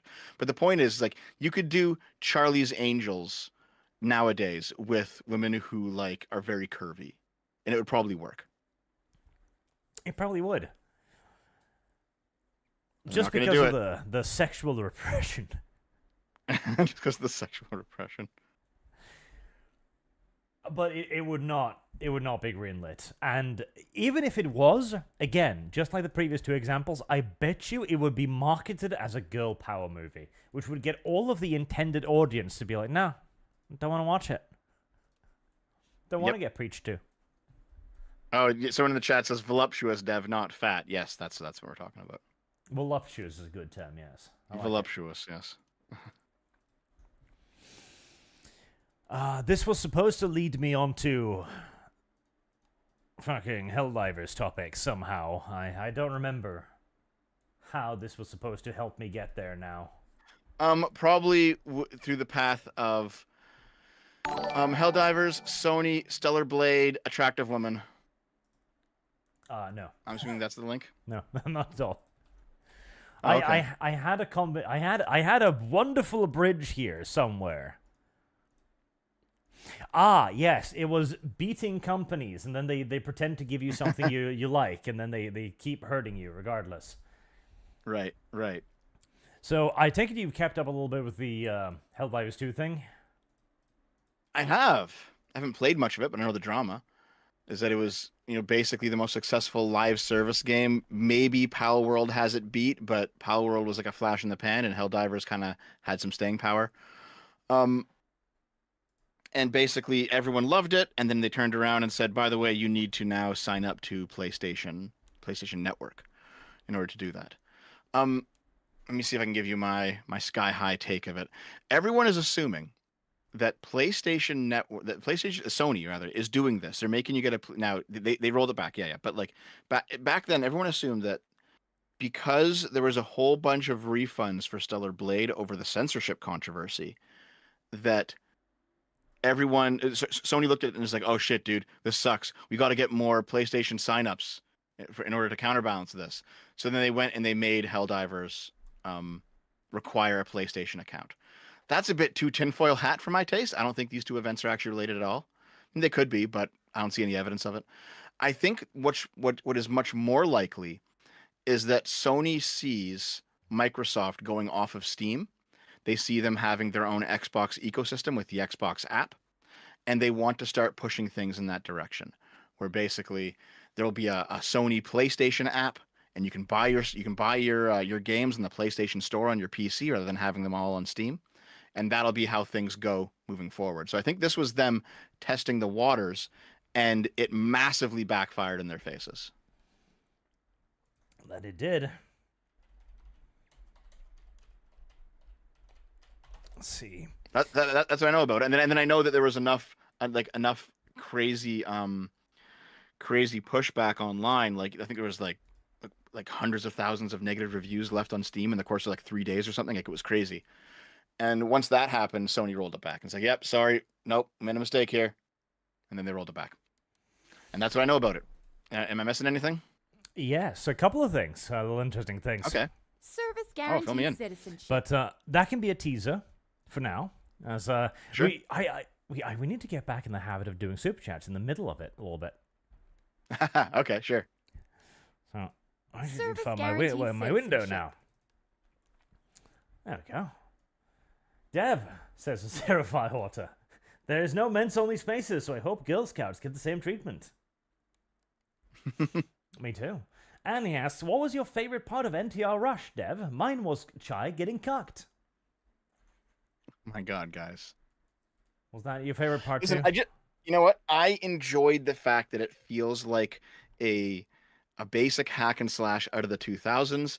I mean, we just spent this entire stream talking about how, in one way or another, things were better back then, and they were better back then. So to see it come back in another form, in the form of a hack and slash, I actually just really enjoyed it. You know, it's cut from the same cloth as a bunch of games that were like on the GameCube or on the Xbox 360, and it's just a fun, simple game. There was a lot of NTR in old games, it's true, Dev. All right. Prison Warrior, Arch. Spy then was started during Harald Hårfagre's time as king as a way to start teaching kids, primarily boys, how to hunt fish, etc. from an early age. Then the British learned it from us and popularized, misspelled it, and then the US spread it. Oh, so it's my invention. Good, I like that. I made the Boy Scouts. Artemis Fowl says, damn it, Dev, check your DMs. Arch, slap his balls. Dev, you ignoring your DMs again? I'll check them later, Artemis. I'm currently on a fucking stream. Schizo posting in there, maybe? He probably is. I do like Artemis' schizo posts. Holy shit, I actually get here at the start. Now depress me with the dog pill, Dev. Bear pill after that. I really feel like that trend is coming soon. Just all sorts of animal pills. Why not? Marked shamed. As an Eagle Scout, I think I am now used to the world, taking all my accomplishments and destroying them, and anything I done in life no longer matters. Correct. Shame on you for working so hard to begin with. You were a fool. Marksman 117B. Dev, since you missed it last time, who do you think will win the arms race? The food delivery bots or the urban youth who hunt them? C4 won't be enough. Oh my God. I'm not sure. I got to think about it for a bit. I know, for example, basically Amazon versus thieves, Amazon won, because you have people like stealing packages. Well, Archie, you know about the automated Amazon store, right? No. Tell me. Okay, so there are Amazon like physical locations that have no staff. There's no cashiers, there's no security, there's no nothing. All right. What the store has is just a shit ton of cameras. And so you can only enter, I think there's like a doorman, right? So you can only enter if you have an Amazon account. And once you go in there, if you've uploaded your ID to your Amazon account, it'll just scan your face with all the cameras in the store. And then anything that you take out of the store and walk out with, it will just charge to your Amazon account. So you don't got to deal with lines or anything, right? And Amazon basically said that they are confident enough with their technology that if like there's a glitch and you happen to take something and not pay for it, they're fine with it, because the amount of savings they get not paying for labor, vastly outpaces whatever might be stolen from the store. It's the same with delivery, right? You have Amazon Prime, someone steals your package, you can just get it resent, and you'll get your money back. So basically, Amazon's business model is, we don't care about theft because we are so successful and so automated and so convenient that just the sheer number of sales and the amount of profit we make will overcome any theft that happens to us. So, I mean, Amazon has literally beat theft by allowing it.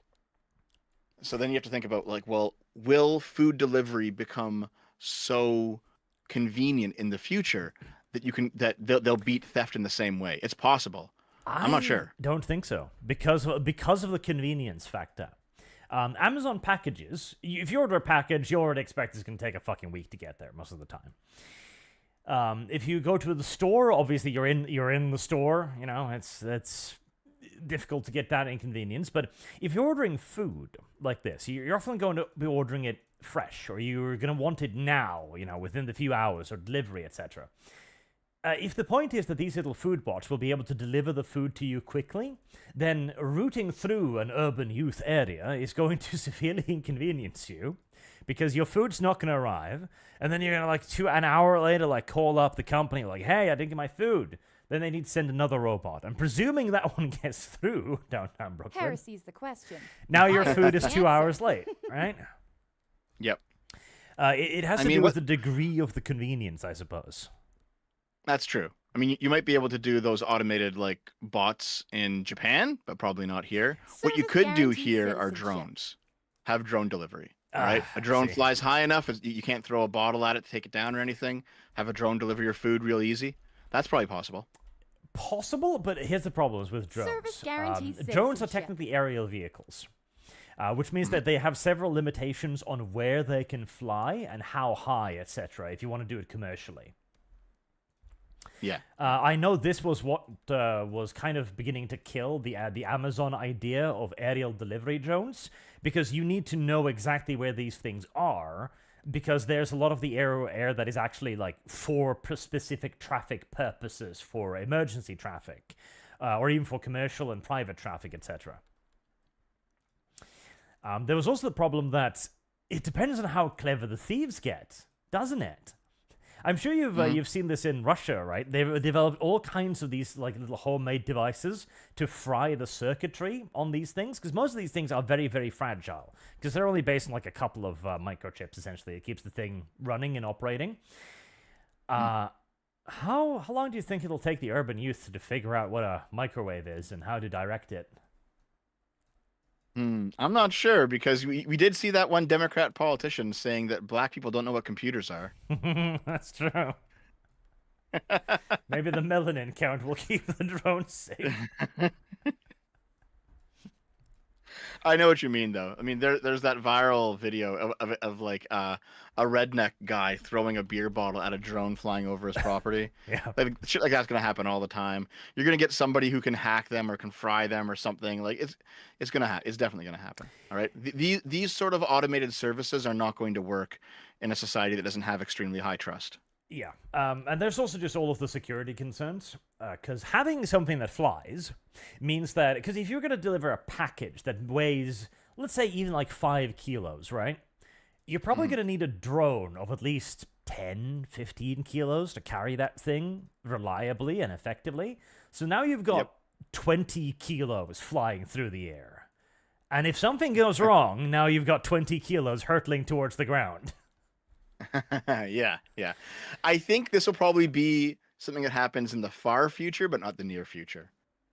Yeah, it would need to be very, very reliable. And hey, if Amazon is successful enough, then killing a few people with falling drones every year won't be a problem, I guess. We're sorry we killed your husband. Here, have a check. Oh, how'd we get on this anyway? Super chat. That was it. Oh, okay. We should probably do some more of those before the time runs out for today. Demolition Man Future grows closer still. Zedekai, man, am I glad I got my scouting out of the way when I did. I took pride in being an Eagle Scout. Now it's nothing more than a point on my resume. At least it's that. Why you hating? I know for a fact the Girl Scouts will furious when it was announced that the Boy Scouts would let girls into their organization. I would imagine so, because okay, now you've got no reason to go to the Girl Scouts, because the Boy Scouts are just bigger. Yep, probably has more resources too. Yeah. March James, give gold Goldilocks, instructions for bear spray. Use bear spray on bear. Bear spray makes bear angry. Angry bear, ... You fast or dead. Ah, yes, the would you rather be stuck in a forest with a bear or a man thing that was going around TikTok recently. Yep, that was actually really funny. I did a video on it. Tell What a me, dumb fucking situation. tell me that women don't understand animals without. See, this is the origins of the dog pill, isn't it? No, these are two different things. Dog pill is just weird sexual degeneracy. The whole bear thing, like, yeah, part of it is that women don't understand bears. That's just true. You know, these women who are interviewed, they live in these Service cities, and guaranteed they very clearly citizenship. haven't never left the city before. They don't know what wilderness is. They don't know what wildlife is. They have no clue how dangerous things actually are outside of their bubble. So they choose the bear, and I mean, they also Service probably have guaranteed had some very citizenship. negative experiences with men. So if they're just drawing on their own experience, never seen a bear before, maybe a man's raped them before. Okay, I understand their point of view. They're very wrong, but I can understand how they got to that point of view. The issue ultimately, I think, is that it's less about the bears, and it's more about the fact that post feminism, men have become this unknown quantity to women, and vice versa, right? Like beforehand, nowadays you see basically a whole bunch of women who are scared and neurotic, and they think there's like a giga rapist around every single corner, and like just going outside, there's this constant barrage of sexual assault coming at them from all directions, and just their very existence is terrifying. Meanwhile, you have men who are bitter and lonely, and they're incels, and they can't get girlfriends, and they hate the world, and they hate women, and they hate themselves, right? And what's kind of happened in both of these cases is that neither sex really understands each other anymore. And a lot of that happened. It was one of the very unfortunate side effects of feminism. So here we are. Yeah. See, this is the origins of the dog pill. This is why women started fucking dogs. You think so? Rainy Terror. So they're Service using guaranteed deviant tactics citizenship. where you can't pin him down on a position. That's true. Though Dev What does do you take mean? stances. Just the other day, he made a very pro-fascism video. So that's the deviant stance. Here's the thing. Like, okay, I've been accused of being a grifter and simply saying what my audience wants to hear, and I'm bad faith. And I'm like, hold on, guy, like, of all the negative things that I could be, that is definitely not one of them. I've torched my own view count, I've torched my own sub count, going to war with my own audience when I think they're all wrong. All right, you could call me incorrect, but you can't call me bad faith. You can't call me a grifter, right? Like, it doesn't make any fucking sense. The Dev is like water, always flowing, never standing still. No. See, here's the thing. I do pin myself down. I'm not slippery. I pin myself down in positions. They're just positions people don't like, but I'm solidly on them.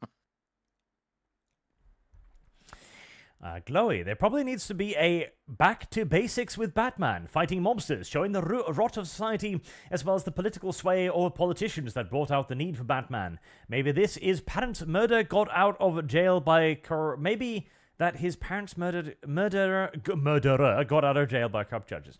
You know, there needs to be a return to normalcy. Unironically, we need to have Superman saving dogs out of trees and shit like that, okay? We need some basic Heresy bitch is the heroics, question. Fire first is and the foremost. answer. And then we can work our way up to Steppenwolf and Apocalypse and Doomsday and Darkseid and all of that shit.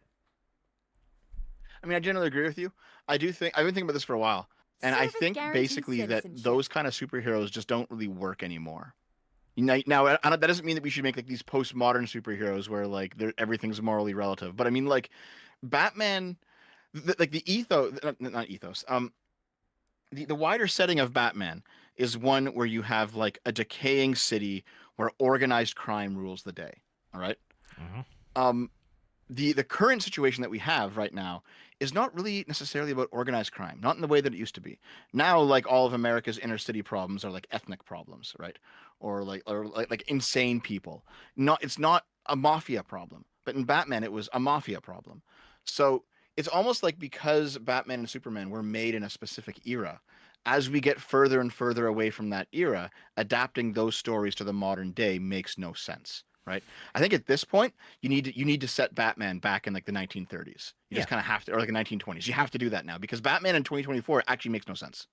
You know, I agree. Batman should be set in the 40s, 50s, 60s, stuff like that. Absolutely. But it would also be very tempting to do a Batman where he deals with today's problems. But Batman's primary opponents are feminism and corrupt politicians, built social engineering society. And I mean, meanwhile, like a Spider-Man seems to be more of a product of like the 70s, I think, right? Like it's very clear that these heroes have a specific era that they're based out of. And as we move further and further away from that era, having them set in the present day just makes less and less sense. And you can see how the various formulas kind of start to fall apart around it, right? So we probably need like a superhero that is explicitly made for 2024 and not just something adapted from the past. Like, honestly, have Batman versus the cartels. Like, the only Batman fight the Mexican cartels. Yeah, no, unironically, well, he'd start out fighting a lot of black people, and then eventually he'd find the source. Oh God, so one of the chats is Batman versus George Floyd. Well, yes, so like the fentanyl percentage in this man's body is off the scales.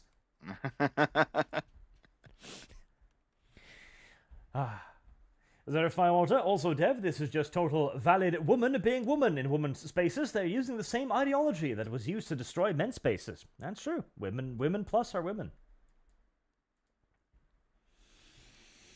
Prison Warrior Art. If you love Warhammer 40k inspired music, I highly recommend checking out the YouTube channel The Misfit Brigade and The Automatic Singer. The music from The Automatic Singer is mostly AI generated, and it is surprisingly good. Oh no, I am not surprised by anything AI being good. I'm surprised by anything made by humans being good. Glow in the dark. I take credit for everything on the internet. Well, and that's my position. Counter Bridge. Can't wait for Robin to be gay like all the comics. I mean, if they did Robin today, he would be gay. There's no doubt. Absolutely none. He'd have a boyfriend. No fucking question. You think so?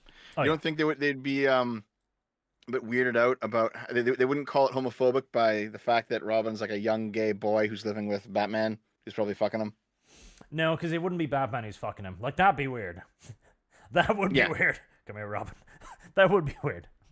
Oh, have you seen female Robin, by the way? You mean from The Dark Knight Returns? Is it from The Dark Knight Returns? It's like a 1980s comic, right? No, it's much newer. Carrie Kelly is apparently her name. Nope, that's not new. I know exactly what you're talking about. Okay. Did you actually read The Dark Knight Returns 1986? No, I don't think so. Okay, it's actually pretty good.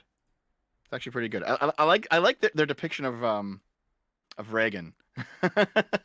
Of Ronald Reagan. Fucking but here, Dark Knight Returns is basically where edgy Batman started, and it's considered probably one of the best comics of all time. It's really good. It actually is really good. And basically, the TLDR of the story is that superheroes are outlawed. Superman is a government stooge working for the American government. He's kind of been brought under heel, and Batman retires as a grumpy old man. This is where we first got grumpy old no, Batman. I have read this. Yeah, no, I'm remembering this now. Yeah. So what happened basically is that Robin died at some point. And then there was this young street anarchist who is specifically meant to be an ugly 14-year-old girl. And that's specifically her character. Yep. And that was Carrie Kelly. And Carrie Kelly is just this ugly, like, homeless anarchist who has nothing else going for her, but she ends up joining up with Batman because, like, her life is shit anyway, and he clearly needs a sidekick, so it's like, fuck it, okay, you can join in. And that there was kind of like a strange authenticity to her character because she was ugly, frankly. You know what I mean? Like, she wasn't meant to be a sexual character. She had other things going for her, and she was kind of an interesting inclusion. However, I'm not surprised if they've adapted her further out of that story into something else. Is there a modern version of her that kind of ruins her? I don't know. Once you started talking, I started remembering the thing you were talking about. And that is where I know her from. And they produced actually a frightening quantity of pornography around those two. I mean, I'm not surprised. That's the internet. That's how it is. It's the internet. And yeah, that is very much so like Grumpy Batman. The classic, massive-jawed Grumpy Batman. Yeah, right. So here. I see the picture that you currently have up. right? And how it's grumpy old man Batman, and then they didn't make her nearly ugly enough in this interpretation of it that you have up on screen. Like, here, give me a second. Like, yeah, I'll post this. This is some panels from the original comic in 1986. Where basically it's like she is a very low class person. She's an orphan. She's homeless. She's unattractive. She's kind of dumb. She has like nothing going for her, right? So her helping the Batman is basically her only ticket out of that life, right? And she knows it. And so she's like in this scene, she's kind of like sprucing herself up as best she can because she's like, listen, this is my one shot to have a real life, and I better not fuck it up. And there was a lot of sincerity to her character. I'm gonna assume they stripped out all of that meaning in whatever modern interpretation they have now. I'm sure they have. So John, the Adam West Batman was grand 50s camp. There was also a 70s live-action Spider-Man too. Terrible. Marksman 117B, Max cancelled Cape Crusader, but gave J.D. Abrams the option to sell it to another studio. Surprisingly, J.D. found a sucker. No surprise, it's Amazon. Oh boy. Glow in the dark. Campy 1960s Batman looks bad. Have you ever seen recent kid shows? Old Batman is endearing to me. I have seen recent kid shows. Yes, they look awful. Sven Hallgren. Poison Ivy basically wants to wipe out all animal life that isn't strictly necessary to keep plants alive and try to replace those two. Yes, it's kind of horrible. Glow in the dark. Poison Ivy sees herself as a mother nature in lore. Yeah, I would say that's accurate. Antelope, Batman is white male rage. Rah. Oh, God, the Joker. Okay. The Joker, part 2, is going to suck. I'm calling it right now. The Joker 2 is going to be awful. It might be. Who knows? You could be surprised. It's going to be awful because it's introducing Harley Quinn. That's why I'm saying it's going to be awful. Because this is the current year, and you cannot have a supporting female character. You cannot have an ancillary female character. It is not going to be the Joker Part 2. It's going to be Harley Quinn the movie. Precisely like Napoleon was a movie about Josephine. I mean, yeah, fair enough. I understand that point. I mean, it still might be good. Nope. You don't think that Lady Gaga would be a good... It's like, I've seen pictures of her, and she looks like appropriately cracked out. Yeah, but that's not the point. Like, Harley Quinn isn't... See, that's the thing. The Joker looking like absolute shit, looking actually disgusting, is fine. Like, it is an uncomfortable movie to watch, in my opinion. Like, you're sitting there, it's like, oh, I'm not really enjoying this, but I'm also really interested in seeing where it's going. Like seeing a 15-pile car pile up. Blood, guts, broken people all over the place. I'm like, this is pretty terrible, but I do like watching it. He's not going to be there. He's not going to be allowed to do the things he did in the first one. All of his scenes will be her scenes. All of his lines will be her lines. The only way this could possibly work is basically if Joaquin Phoenix steals his own movie away from her. I mean, maybe. We'll have to see. I'm not necessarily holding out hope, but I will see it because I'm at least interested. I can think of some ways that it would go very poorly and some ways that it can go very well. So we just have to see. And to finish the point, Harley Quinn isn't supposed to be that. Harley Quinn is supposed to be hot. Harley Quinn is supposed to be attractive. Because this is a point about the Joker. The Joker is supposed to be revolting, but you're also supposed to look at him a little bit like an icon of liberation, as a crazy person. That's what they captured in the Joker 1. The man who goes, I am sick and tired of pretending that it isn't funny. That was a moment of liberation. A lot of people looked at it like, yeah, I'm fucking sick and tired of pretending that this isn't funny. I said that in my fascism video recently, yes. Yes, I'm sure you did. It's a good point. Harley's supposed to be his hot girlfriend. Harley's supposed to be like, wait, hold on. If you're crazy and just open about it and just mad, you'll get a hot girl. You'll get a gang. You'll make something out of yourself. That's the aspirational part of the Joker, because you can't have just the disturbing. If a villain is nothing but Service terrible, guarantees citizenship. you're not going to like him. You're not going to root for him. You're not going to care about him. You're not going to care about his fate. You need to have something positive in even the most terrible villain. I think I mostly agree with you on that. Yeah. Well, it's like I said earlier. I mentioned that there's like those 3 common iterations of what Harley is, right? And I think you could do like here if the Harley Quinn of this iteration is just crack addict Harley Quinn, I think that actually pairs nicely with this specific iteration of the Joker, because this Joker was not the criminal mastermind of previous Jokers. True, if that is what she is, but again, that would make her an ancillary character. Mm-hmm. We'll just have to see.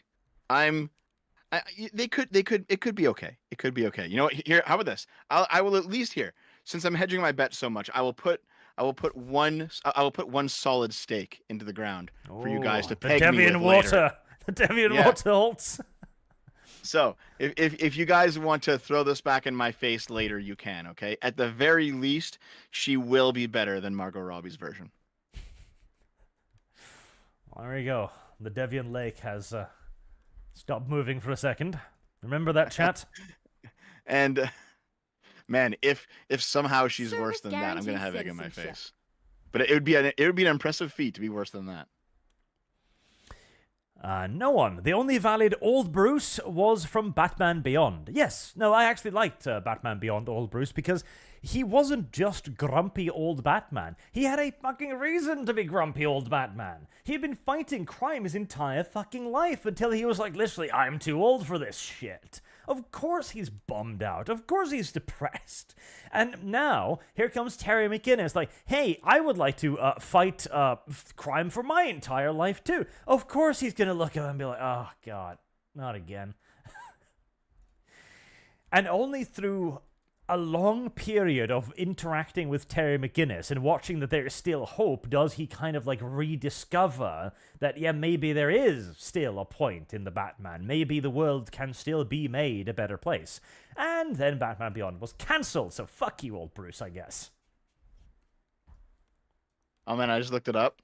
The long off future era of Batman Beyond is 2019. Really? Yeah. Oh, okay. Well, I mean, again, where are the flying cars, I guess?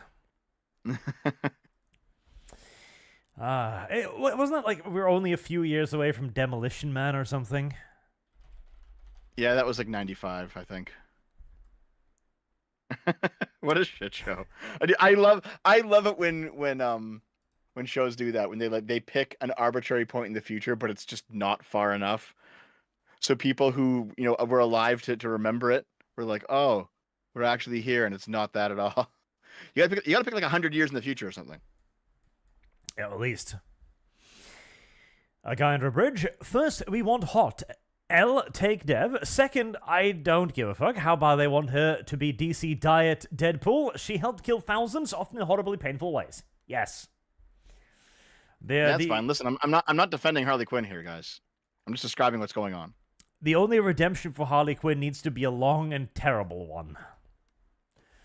Cartography Prime. Batman used to be one of my favorite heroes, but his modern version is removed a lot I like. He's not a detective anymore, just a broody ninja. Yes, that too. Gigatwin. Mordheim City of the Damned has a higher concurrent play count than Suicide Squad game does. Take a victory lap in memory of Patriarch the Rat Ogre. Oh my god, listen, Gotham Knights has a higher player count than Suicide Squad. And Gotham Knights is all the bad shit the Suicide Squad is. It's an always online game where you're constantly just looting new guns and looting new weapons, and it's terrible. And even that, like, the other version of Suicide Squad has more players than Suicide Squad. Suicide Squad is like a complete and total failure. It is actually, a quick segue, since this is a very short topic, but that does need to be mentioned. Did you see just how much money it lost? 200 million? Mm-hmm. For for relevant comparison, that would put it amongst the largest entertainment flops ever. Like the movies that lost the most money ever was like $283 million. That's crazy, man. Hold on. I'm gonna look something up because I know for a fact. Okay. Right. Right. Okay. Do you recall Shenmue? Shenmue. Not at the top of my head. 1999 Dreamcast. Shenmue. Oh, yes. Yes, I remember now. That whole thingy bob. Yeah. Yeah. Where that was at the time, it cost 70 million to make back in 99. All right. Considered one of the most expensive games, scaled up for inflation, to ever make. And also one of the biggest flops to ever happen. Like Shenmue, like it's actually a pretty good game because I've played through it, and it just didn't. I mean, probably because it was on the Dreamcast, and the Dreamcast was dead when it came out. But like, Shenmue is one of those games where like people really like it, and it's like a lost series because it died too early, and it actually had like a really intricate story that everyone wanted to see resolved, and it was cut short. Like you know how fans get with this sort of thing. It's like the Firefly syndrome, right? Yep. When a game or a show is canceled way too soon, and it's not the fault of the actual quality of the art itself.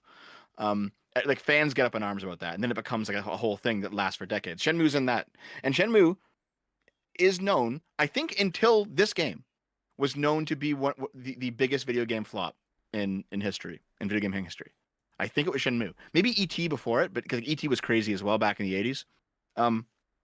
But yeah, I think Suicide Squad has finally dethroned Shenmue in this regard. Yes. And that's that's crazy because that's a big fucking failure. So I have a list here over the biggest failures, and this is in movie history, to make the budget even larger, right? Mm-hmm. The largest failure is John Carter.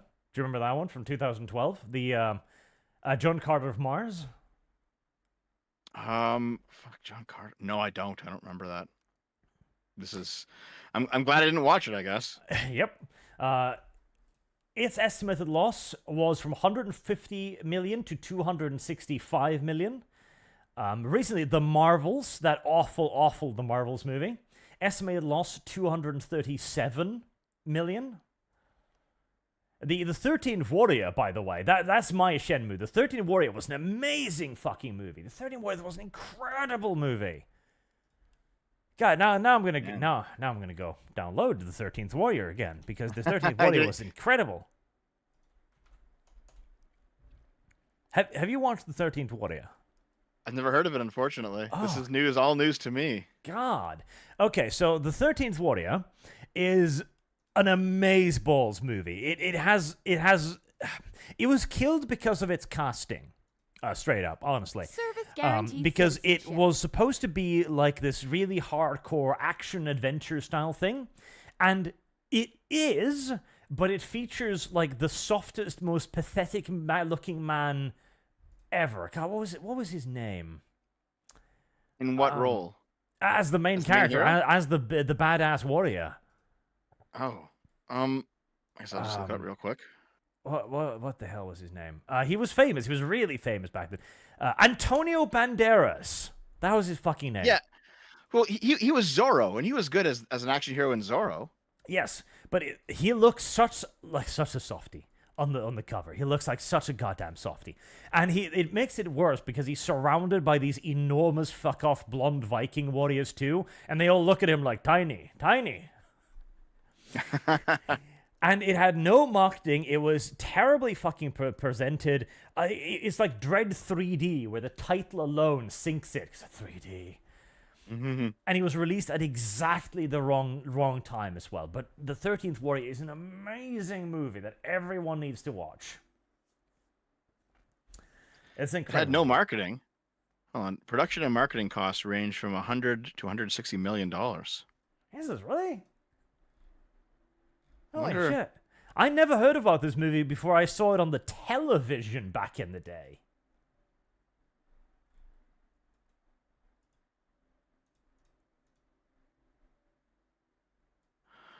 Oh no, it seems like the problem was in editing. It had like 4 different editing cuts that all got like tested and released, and no one liked them.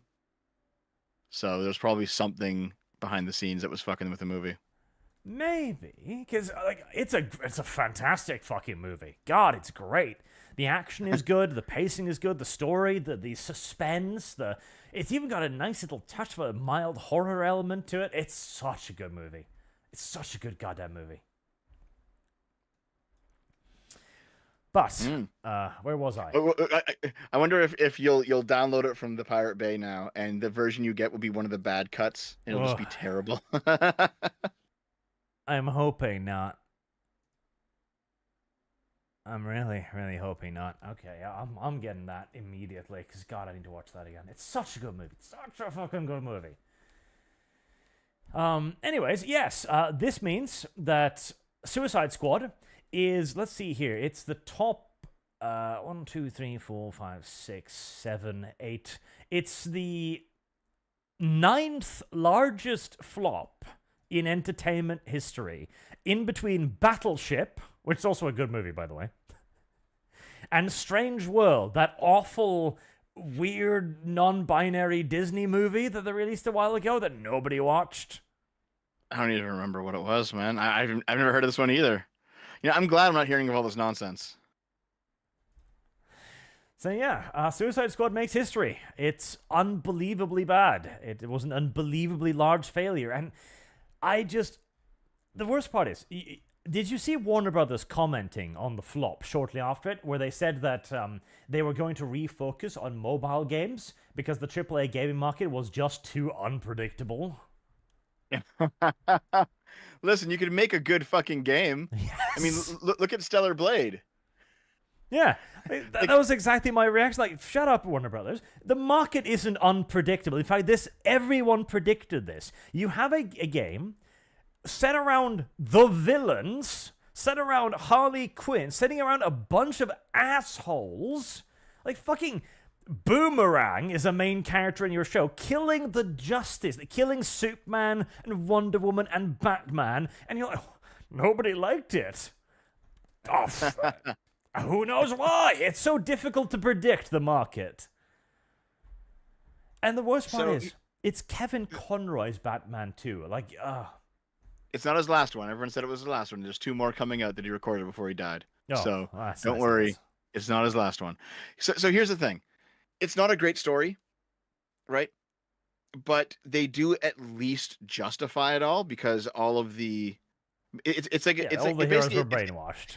Yeah, all the heroes are brainwashed. It's an apocalyptic situation where they get the Suicide Squad to do it because they have nobody else to do it. Yeah. They just have no one else. And so it's like their last final act of desperation, and then you have these 4 bumbling idiots who actually manage to come together and kill the Justice League. And it's like, you know what?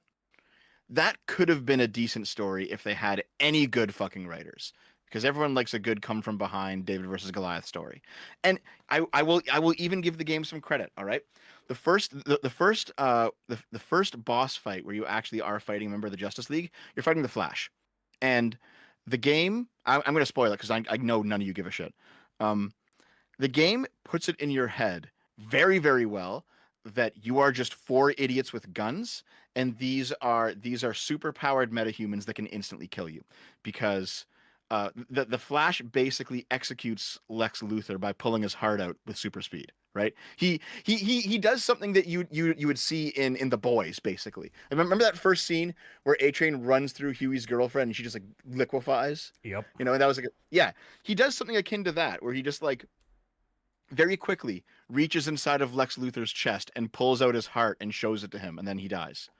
And they make it very clear, listen, you have no defenses. These people will actually just kill you. And there's no fighting back. They're basically like gods, and you have to fight one of them.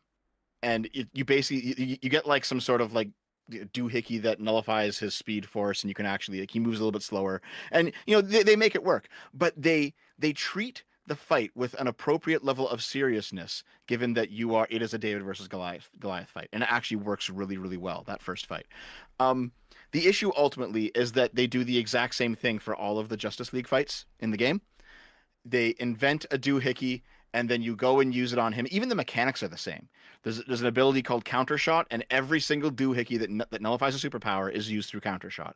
So it's actually the same gameplay mechanics for every single boss fight, which immediately destroys all tension.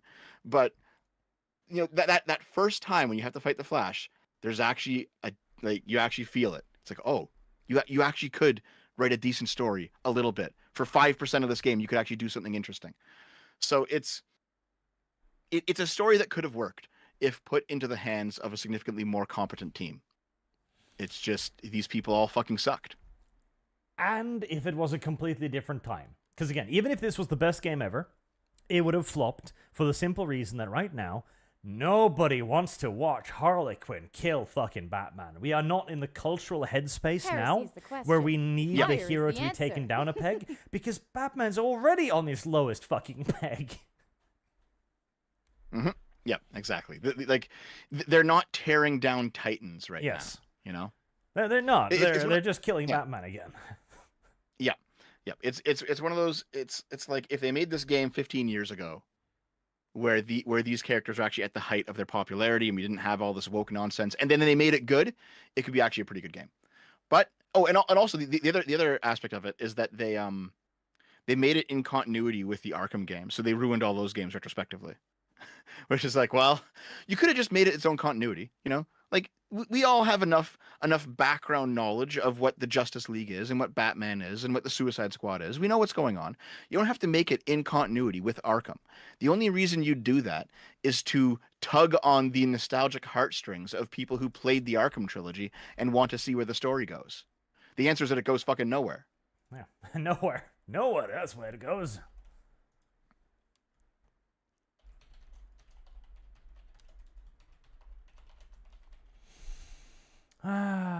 Tragedy. But that I just wanted everybody to know that Suicide Squad is one of the biggest flops in entertainment history. Be on it. It absolutely is. It absolutely is. Okay, the chat is saying yes, Dev. If good people made it, it'd be good. That's besides the point. No. You're not guessing what I'm saying. All right. So V and I have had this debate over whether it's incompetence or malice. Right. You know, is it that they're just shitty at their job and they can't make a good game, or are they actually purposely making bad games because they hate you and because they're ideologues? All right. And the answer for everything, as always, is it's a bit of both. If you look at, for example, Spider-Man 2, it's more malice because Spider-Man 2 is actually a really competent game. There's actually a lot of interesting things in there, but they purposely made what's her fucking name? Mary MJ. Jane. Yeah, Looked they like a purposely made her man, ugly. yes. They purposely made her ugly.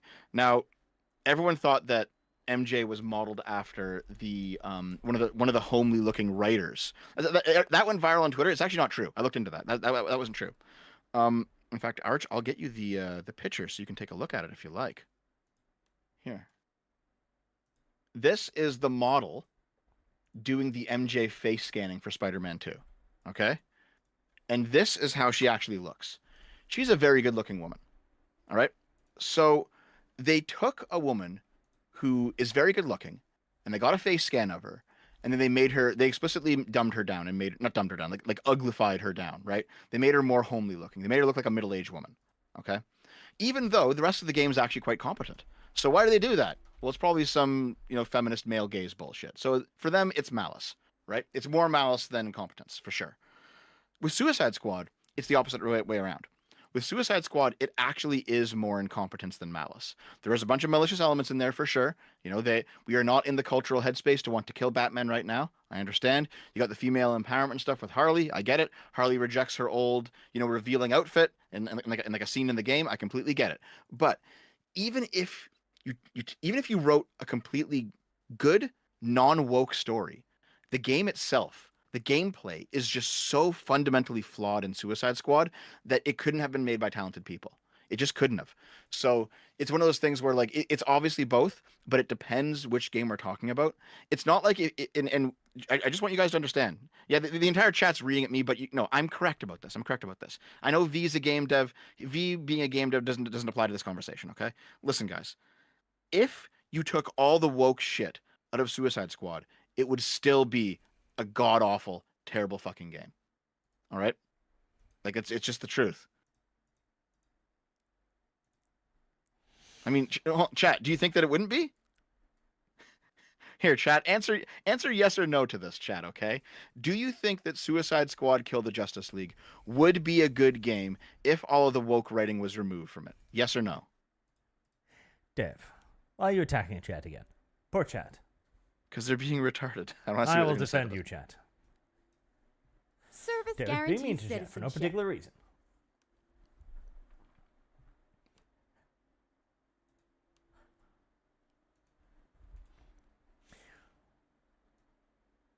Service guarantees citizenship. Look at all those no's coming in. So you agree with me? Then why are you getting on my fucking case? Okay. All right. What's next super chat, Arch? I'm being mean to... Dev's being mean to chat.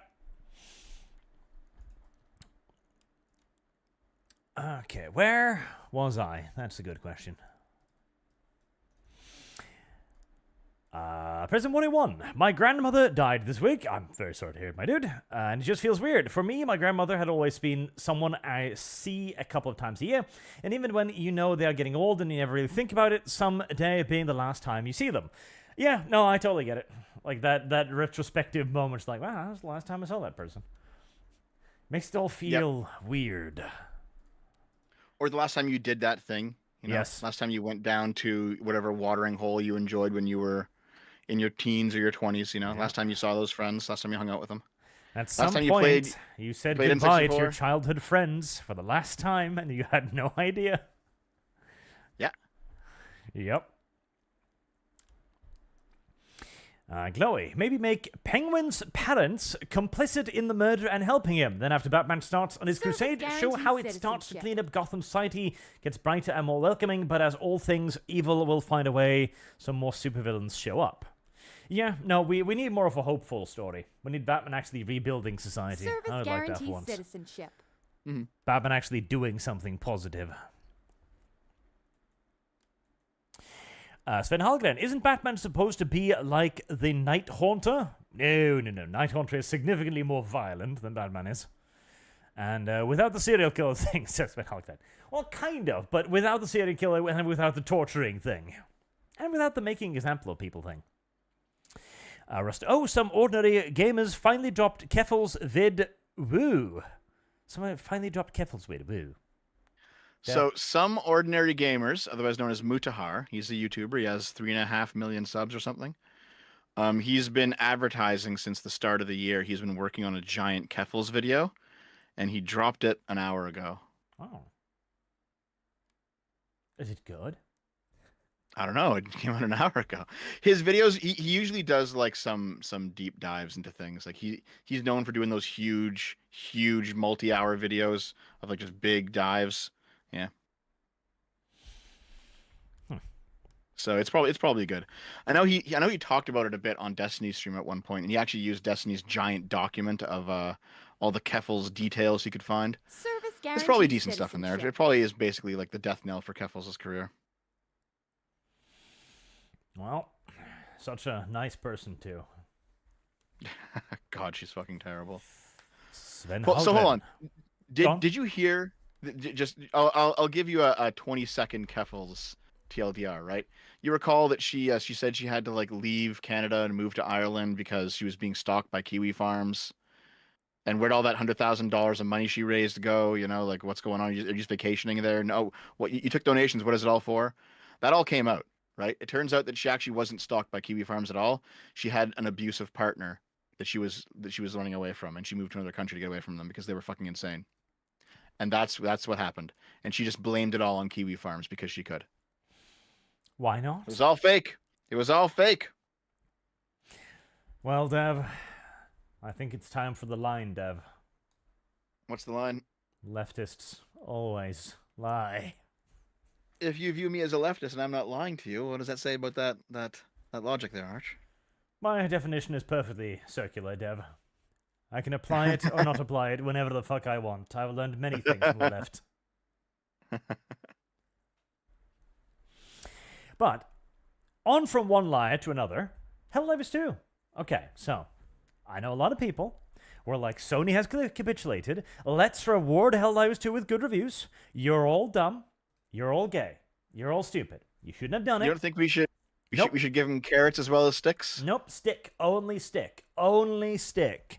There shall be no language of the oppressed beyond the stick, and I am the oppressed. Because it turns out now that, you know, all those PlayStation Network countries where the PSN network wasn't actually available? Yep. Sales are still locked in all of those countries. On Steam? Yep. So, So the implication then is that they're just going to quietly reintroduce this down the line when no one cares anymore? Yep. It's very possible. Otherwise, why would you bother cutting yourself off from sales if you didn't have some sort of long-term strategy here? Now, to be fair, maybe they haven't gotten around to it yet, but I think just the other day they added more countries to the list. Here we go. Yeah, that seems pretty bad, doesn't it? Yeah, so they added the Balkans, Estonia, Lithuania, and Latvia to the list as well. So they're not removing stuff; they're adding to the list. So I think it's far too early to start giving carrots. If the Actually, do you time have to that give tweet? Carrots ever comes. The tweet you currently have up, do you mind putting that in the link channel? Because I'll probably use it. It's already in the link channel, Dev. Oh, is it? I must have missed it. That's where I Let me found scroll it. back up. Oh, sorry. I'll scroll back. We have so much shit in here now. Don't worry, it'll all get deleted soon. Yeah, how come you wipe the link channel after every stream? Because it'll be less full of shit that way. It'll be more organized. And, of course, Ghost of Tsushima, also a big name, hyped up release, also has PSN account requirements, and this time they're doubling down. They are offering refunds, incidentally, but they are not backing down on it. You must have your PlayStation Network account with this one. And So here's the thing, right? I do have a question about this, if you don't mind. okay. I don't like the idea of any of these things requiring you to have some sort of off-platform account. I don't like any of it. None of it should be happening, right? I don't like it when EA does it because they also do it. I don't like when Ubisoft does it because Ubisoft also does it. I don't like it when Sony does it. Why do you think Sony's getting much more backlash than Ubisoft or EA or Xbox? Because they all do it too. Simply because it was Helldivers. You think so? It's just it was this game and the fact that it was like underhanded, and now anything Sony is tainted basically. Well, it wasn't underhanded at all. Like they announced it clearly, and then they said like, okay, yeah, we're messing this up. We're gonna waive the requirement for 6 months. Like they weren't being stealthy about this, really. They were being quite open about it, but people forgot about it. So, and then it kind of came quickly because I guess they didn't feel they needed to remind anyone, I suppose. And then it arrived, and a lot of people got very angry, and it got very popular because Helldivers 2, well, it's very beneficial to write Helldivers 2 in the title of your video, Dev. How have the algorithms rewarded you, Arch? Oh, the algorithm has been very kind to Helldivers 2, which is currently my most watched video at 469,000 out 2 months ago. Oh, that's pretty cool, yeah. Service guarantee. And citizenship. everyone realized this. Oh, except for Dev, I guess. Yeah, I just didn't do a video on it. I was doing so- other things. It was going to get a lot of coverage, and it did get a lot of coverage, a massive amount of coverage, and everyone, there was only one good side here. There was no moral ambivalence between these two. You know, it was bad and good. That was it. And then it was also added to by the company's community managers, stepping in it again and again and again, making it even more drama, feeding even more content, until PlayStation Network were like, okay, this shit ain't gonna die. We're gonna have to back off. How do we do it? Do we offer refunds? Oh, fuck no. It's too much money. So we're just gonna say we're not gonna do it. And then we're gonna sit back. And we're gonna wait. Well, I know that Steam eventually made him do it. Steam eventually made him offer refunds. Which is, that's good. All right. Good job, Steam. Conflicting reports on that. I know mine was rejected, but apparently you needed to send another one, and that one would be reviewed by a human, and that one would possibly be accepted. Oh. So it's a little bit unclear. And here's the thing, too. one of the big reasons why they're going to push for this, why they're pushing for it in Ghost of Tsushima, is because Microsoft, as you mentioned, Microsoft is doing their own platform, right? Yep. They've been sniffing around Helldivers as well. They've been offering it Xbox deals. Now, how would you, as Sony, feel if Microsoft, especially considering the recent controversy between those companies, Call of Duty, buying up Blizzard and Bethesda and all that, starts going towards Helldivers 2, your one big success in recent memory, and starting to be like, hey, do you want to be on our platform? Well, I think the issue there is that I think Sony actually owns the Helldivers IP, so it's not going to happen. They're just going to be like, no, fuck you. But I understand your point, yeah. Yeah. Because I'm sure Sony would actually like to have the extra sales that a deal with Microsoft would generate, but they need to have it on the PlayStation Network. That's the thing. They've got to have it on their network system. Otherwise, all of this is just going to be feeding into other competitors again.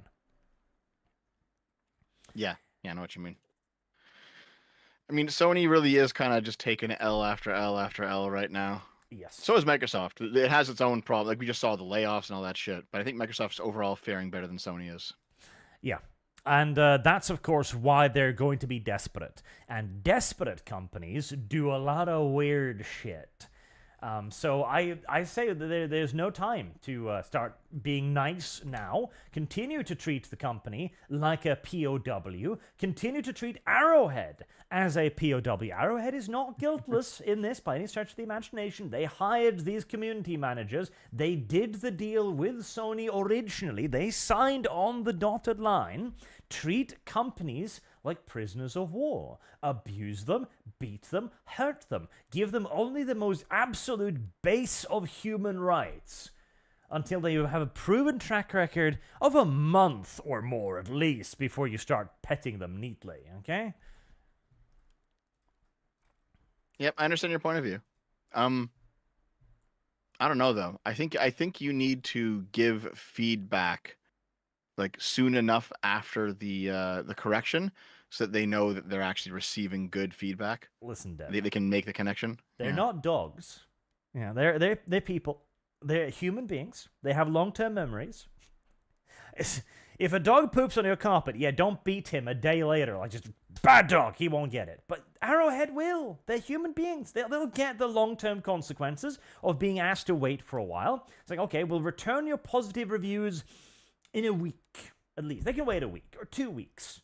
And if they keep doing good things, then they can have their reviews back. Okay, I understand your point, yeah. Though, and I would like it if Microsoft would pick up Helldivers 2 instead, because I like Microsoft. Microsoft killed NTR Rush, an act for which I will be forever grateful. Listen, Microsoft, okay, has basically gutted a shit ton of really interesting companies, but you know who they didn't gut? The team that made fucking Starfield. Oh, yeah. You know what? Like, what the fuck, Microsoft? They also did. There was, oh god, what was it? And Fabled? No. There was a studio that was in the news recently. One of their artists was saying some really spicy shit on the internet about Grumps. About how people should look into his family and string up the families of people who said mean things on the internet. Oh my god, dude, if you have that, you gotta send it to me. That's fucking wild. I gotta see this shit. It is pretty fucking wild. I'm actually looking through my my screenshot folder? repertoire now. See if I have it anywhere. Like, that sounds fucking insane, dude. If not, you're gonna have to nab it out of my video on it. Okay, I'll take a look on your channel. Let's see. What video is it? How should I know, Dev? I don't have long-term memory either. See, I just recently made a lore video, and so I've filled up my... There we go! Yeah, there we go. Here, I'll put it in the link channel. Okay. So, this guy... Holy shit, this is wild. Yes. Yes. So this was surrounding... This guy worked for Black Library. He's working for another game company. And this was a recent bit of harassment against another YouTuber whose name I blank on now. But basically, the Kotaku journalist, Alyssa Mercante, contacted this YouTuber's wife and was like, hey, your husband's a creep. Look at him. He's being mean to me on the internet.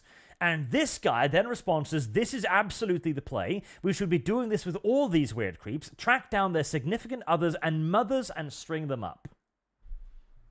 Oh my, actually, that reminds me of something now. Do you recall way back in the day, I think this was like 2017 or 2018, where a bunch of feminists found Sargon's wife, like her personal Facebook account, and started messaging her? Yep, I remember that. Oh my God. And they were just saying, like, they're messaging her saying, do you understand what kind of an incel your husband secretly is on the internet? I know you probably don't watch him on the internet because it's like internet stuff, right? But do you understand that you've married an incel? And she was just like, fuck off. Why do you think it would be appropriate to contact me about this shit? I completely support my husband. Yep, absolutely. Absolutely. And it was even before the incel thing, so I don't even think they used that. But misogynist, no, they didn't use that. Absolutely, all that.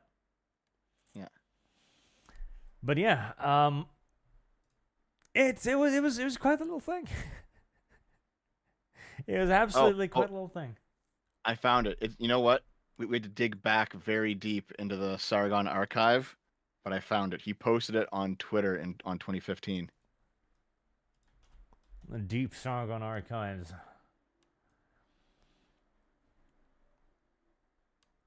Oh, there you go, yeah. Holy shit, dude. If you want to wear off and approve of some of the stuff your fiancé, Carl Benjamin, has said on YouTube, goes by the username Sargon of Cad, has made a number of videos I think are pretty troubling. Most of his videos consist of him attacking feminists, and while I haven't watched most of them, he has said a couple of things that I think are concerning. In one video, he's expressing disgust at a heavy woman who wears bikinis. God damn it. Old Sargon feminism. He calls women who are over 30 and have multiple sex partners used slappers. I mean, what can I say? Wait, she linked the same video. The first and second link are the same link. Listen. Was it meant to be two different videos? Listen, Sargon says a lot of things in the same video, okay? Yeah. And she says, I was able to find and contact you because he has purposely shared his name and address in one of his videos. Yeah, that, man. Like, that's wild. Yep. Person that hates Sargon so much, they're going to go and find his fiance, now wife, fiance then, and message them and be like, "Hey, are you okay? I heard that you're dating a misogynist YouTuber." Like, what the fuck, dude? This has always been the left. Always, yep. Dev. They're bad people, Dev. They're bad people. Dev, stop bringing them over here, Dev. Arch, it's okay. I'm bringing the good ones. I'm reforming them. We'll fucking see about that. But yeah, like, this is why, again, treat companies poorly. Treat companies very poorly. Don't give Arrowhead the benefit that Arrowhead are not your friends. Arrowhead hates you. Arrowhead hires trans people as community managers. Leftists as community managers. Arrowhead wants to hurt you. Don't buy into the bullshit. Dislike Arrowhead, dislike Sony, dislike all corporations. And if you want to reward the corporations, purchase their products. That's the feedback loop we need to return to. We need to return to a feedback loop where every comment, every review, I hated this. I hate the company. I hate the people who made it. I hate the people who work there. But I did buy it, so there you go. That needs to be the most glowing review on a video game.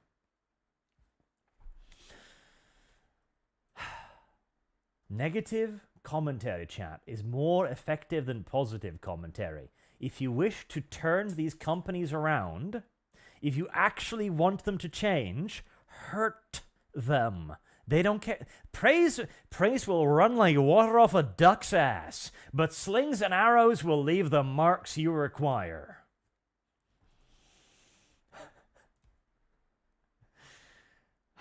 So, I mean, I know that a bunch of people kind of in our general sphere of the internet all started to boycott Helldivers too. They weren't playing it anymore. Kibbs kept playing it because Kibbs is a show. Weak woman. Thank you. Yeah, sure. I know Sargon stopped though. Are people basically Service coming back to it now? guarantees I think Sargon restarted playing it again. And Is the boycott now lifted? Hold on, I'm just pinning this. There we go.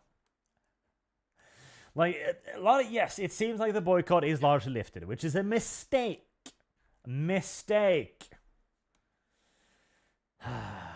You're weak, chat. That's the problem. You're too soft. You just want to play the game. Stop playing the game. Bad, chat. Bad. Well, I'm not playing it. I'm playing Nintendo slop.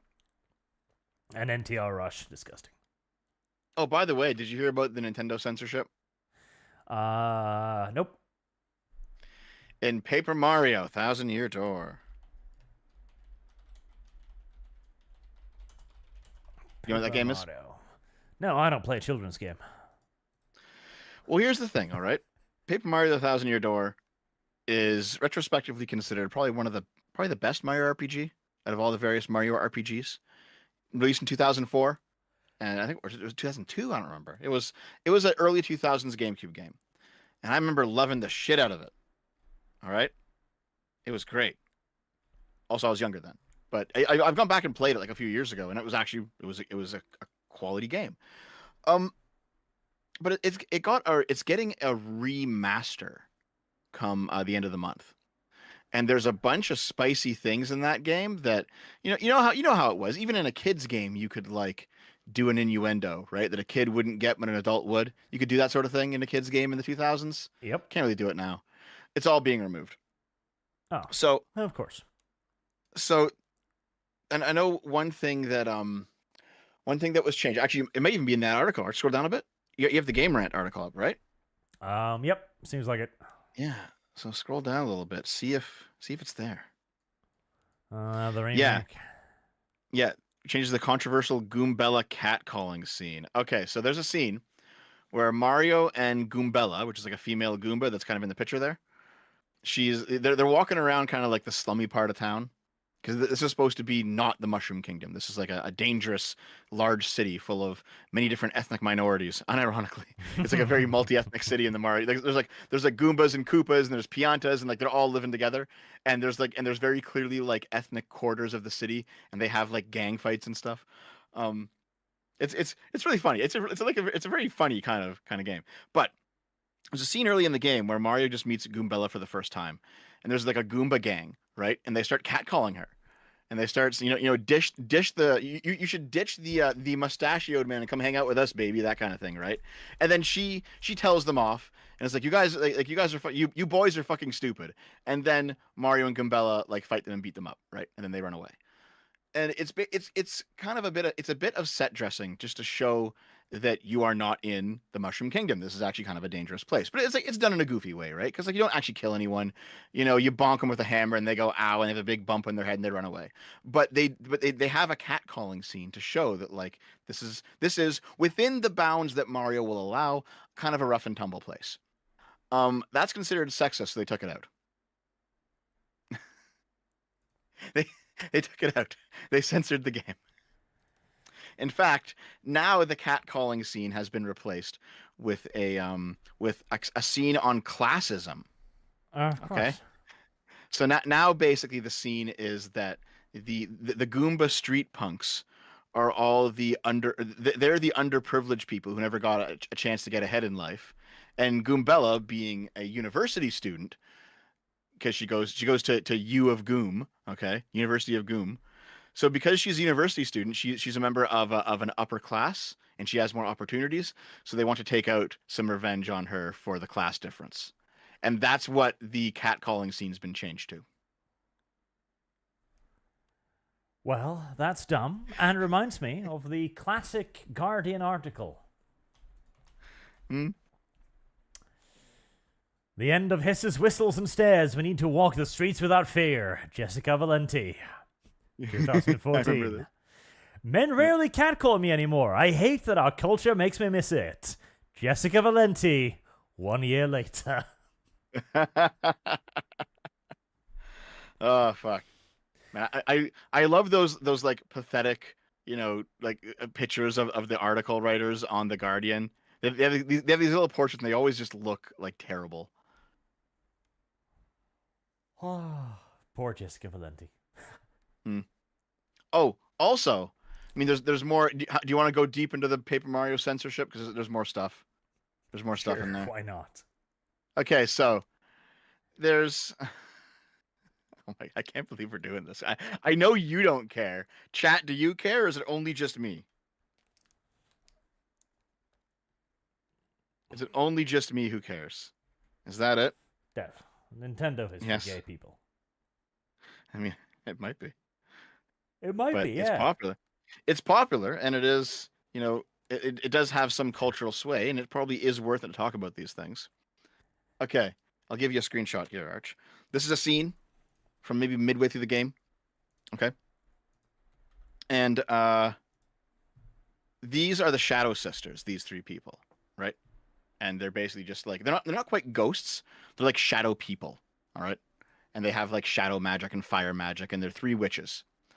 And you have the fat one in the middle who's really stupid. You have the old lady one who's kind of like a crone, who's calling the pink and red one a plug ugly. Okay? And I know it's like a cartoony style, so you can't really tell. But basically, the pink and red one is supposed to be the cute one out of the three Shadow Sisters. So in the original version of the game back in 2004, the pink one was actually male, not trans, just a very girly looking boy. And that was you know how Japan likes its traps, right? There's trap characters fucking everywhere, right? Yep. So this was supposed to be a trap character. That's specific. It wasn't trans. It was specifically a trap. And they basically insulted this character for it, the two sisters. Now, because it was 2004 and you can't have this sort of gender nonconformity in the West in a children's game, they translated her to be a girl. So now she's a girl, Vivian. They are making her trans in the new translation. They're transifying the character.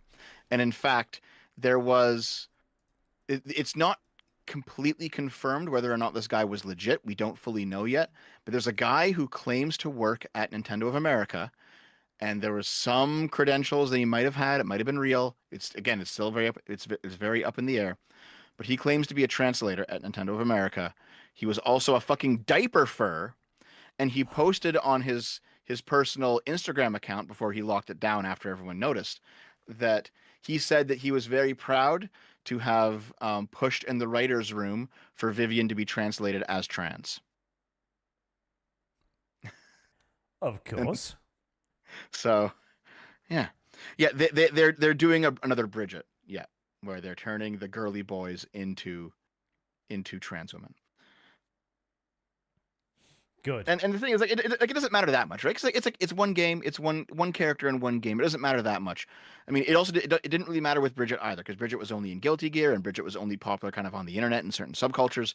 Like, these things don't matter in a vacuum, but it's the fact that every single time it happens, right? Every single time, the redheaded character is race swapped to be black. Every single time now. Every single time, the even vaguely feminine male character is made to be a trans woman. Every single time, right? It's the fact that it doesn't matter that it's happening in Paper Mario: The Thousand-Year Door. It matters that it happens all the time, and this is just one data point of thousands of data points. You know what I mean? Yeah, left his music cancer, Dev. Hmm. All of it, Dev. Yes. I am a centrist, Arch. You know this. Yeah, I'm a centrist, yes. How can you be on the center, Dev, when you know that everything on the left of you is evil? Well, because everything on the right of me is evil as well. Question mark, question mark, question mark.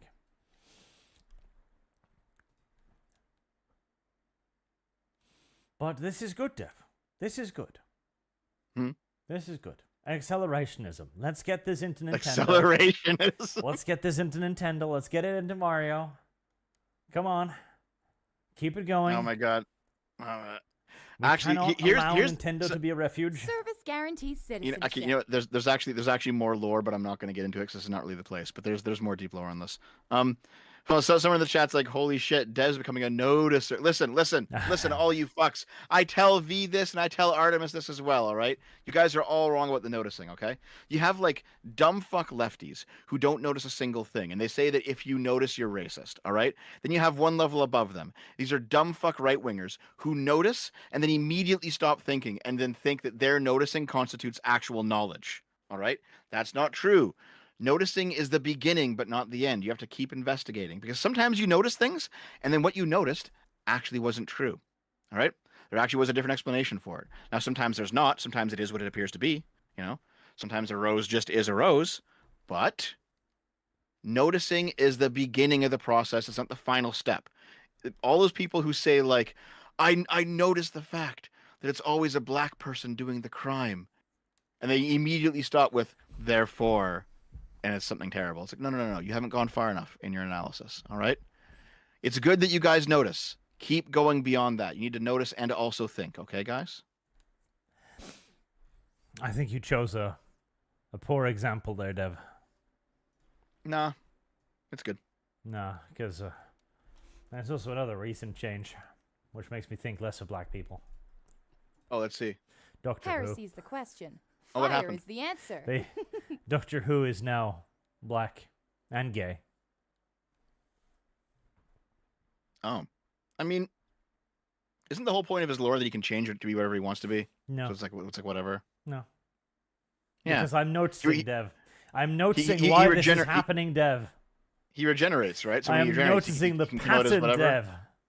Yeah. Okay, The now pattern. keep going, though. Keep going after noticing. Well, What's next? What's the next step? the next step is him saying, for every transphobe, racist, bigot Doctor Who fan we lose this season, we're going to get 3 more who want diversity and representation. So to those fans who are not fans, I say, don't let the door hit you on the way out.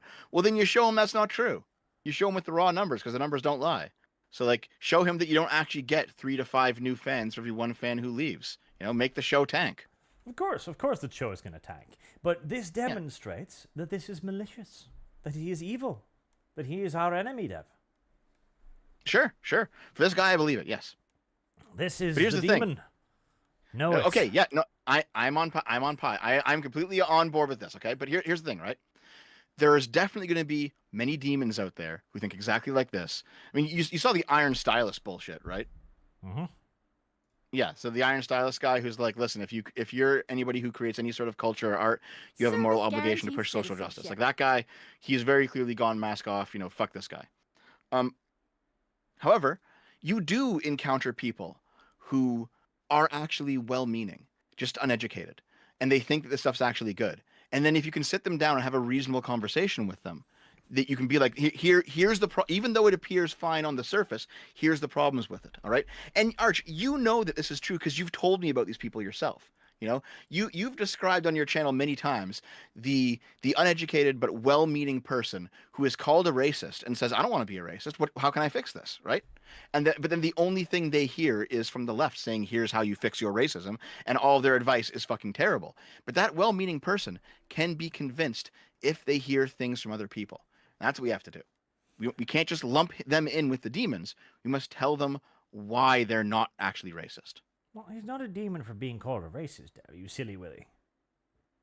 This is what I mean, though, is that he will. The well-meaning people do end up joining the malicious aspects of the left eventually. So we have to give them a bridge back out of it.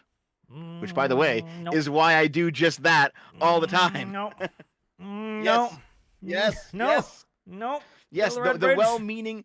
No. The well-meaning but deceived people must be given a way out, or else they will just further become your enemy some more. Rattle, They're not rattle, irredeemable.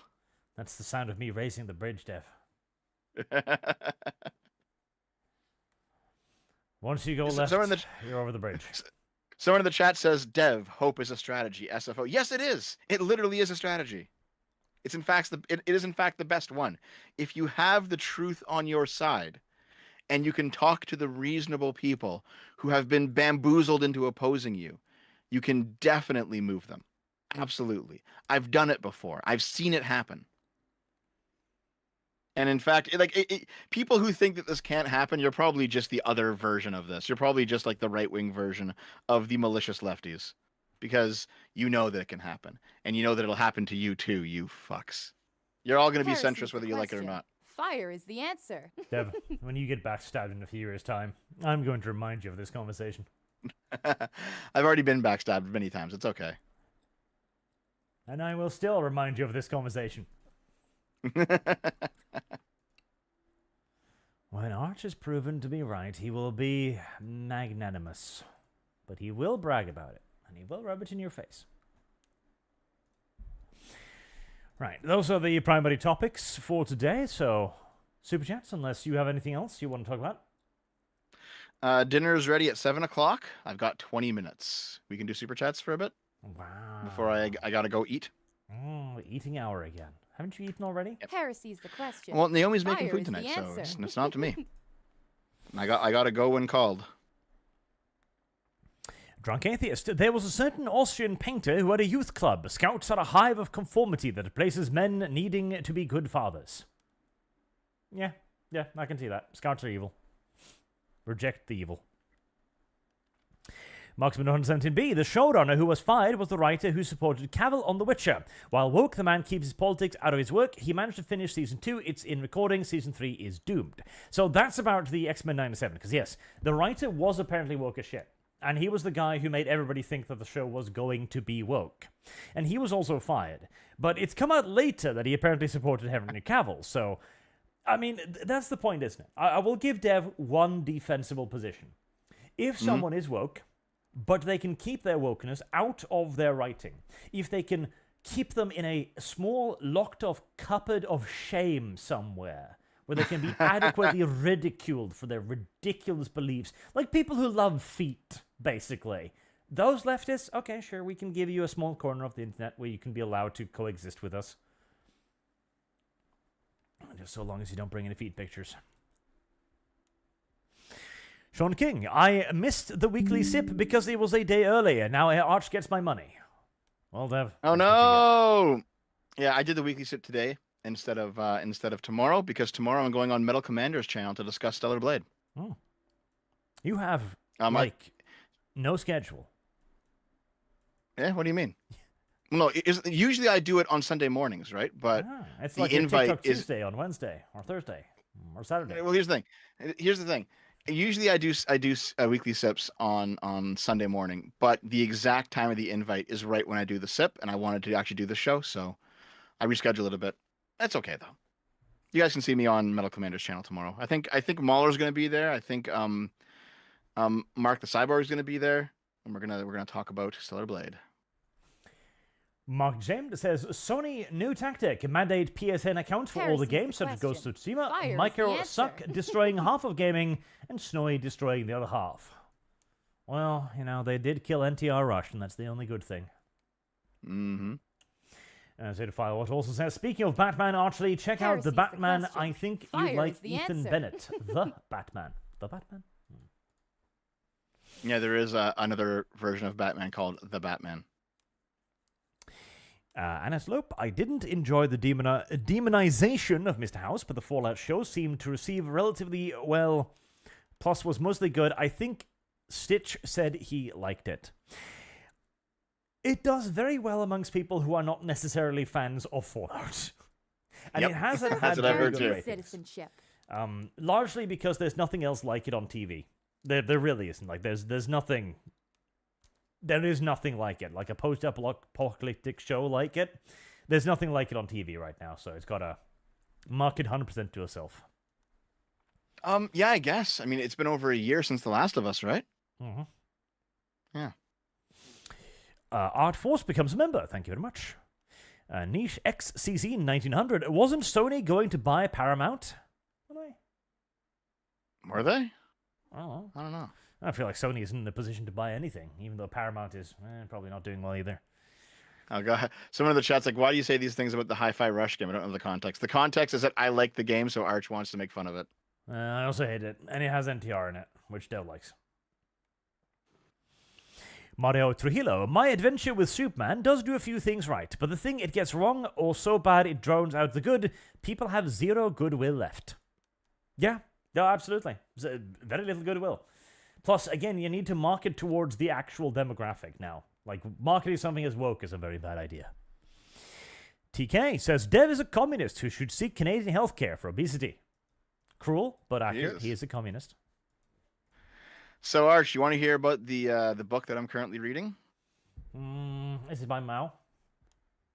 It's a book called The Society of the Spectacle, and it was written by a guy named literally named Guy Debord, who is a Marxist and a critical theorist.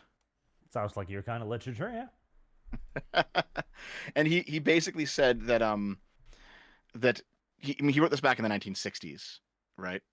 So it's not like he's living in ancient times and talking about capitalism, but he basically said that with our modern forms of commodification and how entertainment has become more commodified, everything that has been directly lived has now become a mere representation of what it once was, rather than being the real thing. And we see this even now, right? We have people like living in VR headsets rather than actually going outside and or living on the internet rather than going outside and actually doing real things, you know?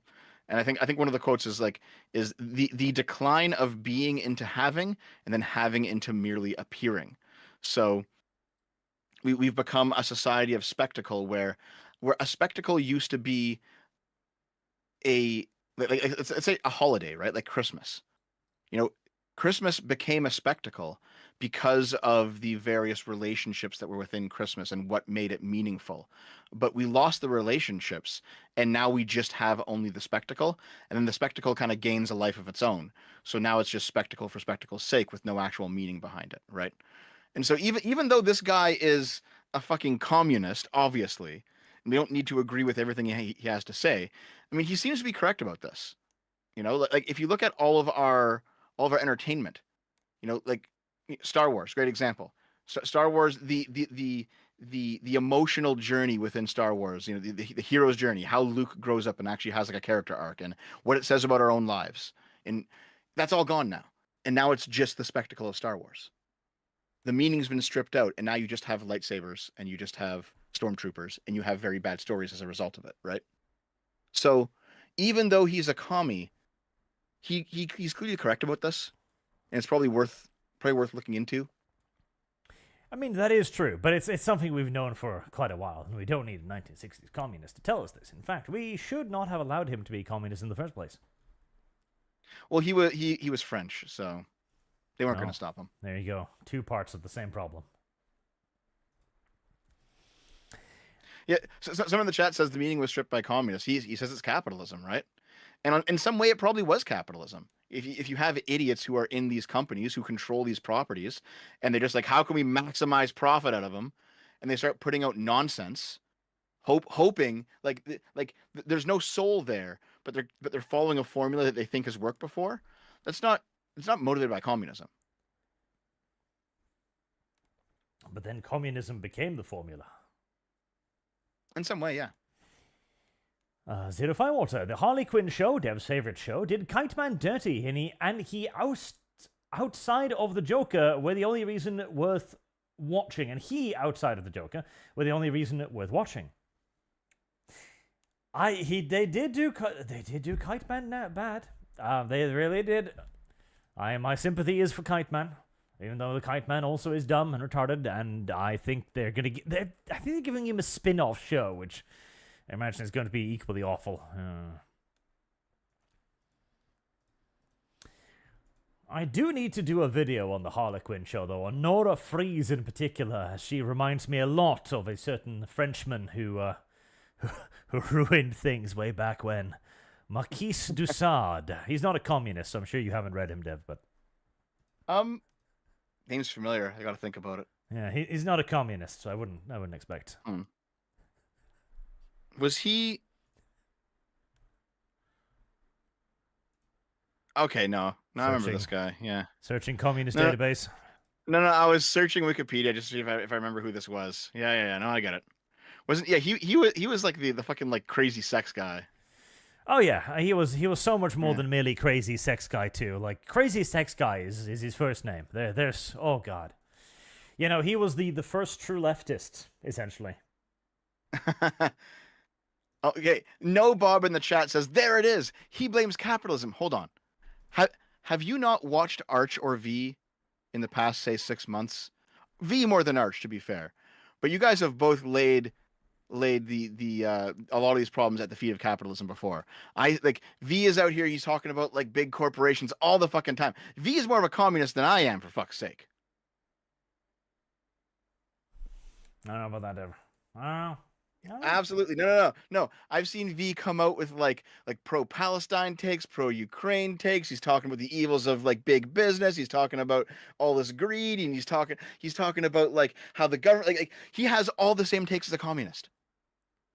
V is actually the communist in our friend group, Arch. It's not me. He's clearly been hanging out with you too much.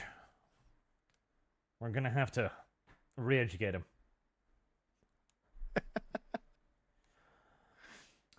Here's a complicated question. Mark Deshane, well, if a woman can answer a question, here's one for you guys. Would you rather date with a slut or a whore, and you had to pay for the latter? Well, Dev? Hold on. Is the slut at least monogamous? Well, I don't know. It doesn't really say, but I'm presuming this is a long-term relationship, and she's just really incredibly horny. Yeah, because like if we're defining a whore as someone who's a prostitute and takes money, okay, and a slut as just someone who has a lot of sex, well then it really depends, right? Because if the slut cheats on you, then no, never with the slut. If the slut just has like a high body count but will be loyal to you while you're in the relationship with her, then obviously she's superior because you don't got to pay for it, right? Yeah, see, I agree, because by definition the whore will cheat on you, whereas the slut, at least it's 50-50, right? It's up in the air.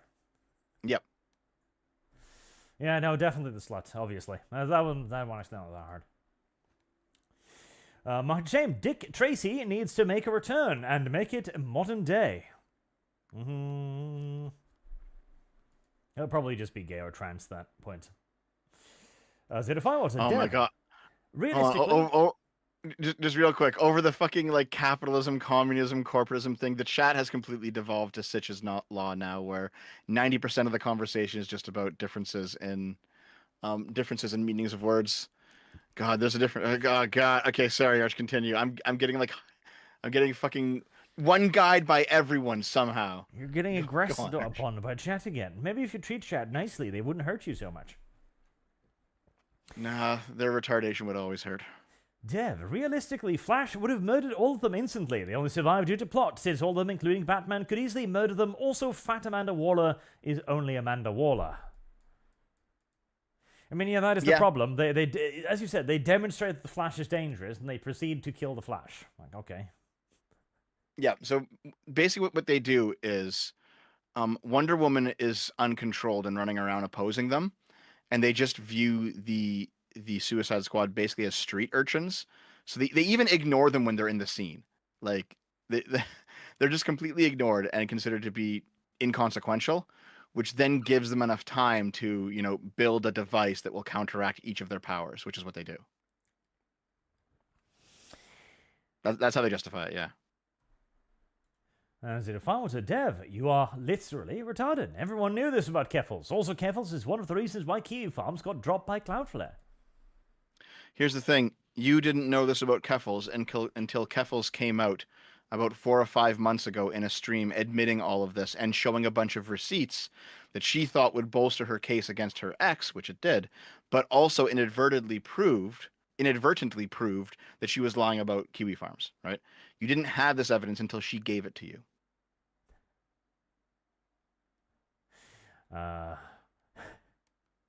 Maybe? I don't know. What is Keffels? She is a trans streamer who's very far left and basically only got she only got any sort of recognition for being the person who took down Kiwi Farms. By lying, yes. I know. Yep. You only really need to say trans left, and I would have gotten the rest of the story from that. Heresy's the question. Hold on. Fire Lilith is the trans answer. and left. You think she's a liar? Sure, about something.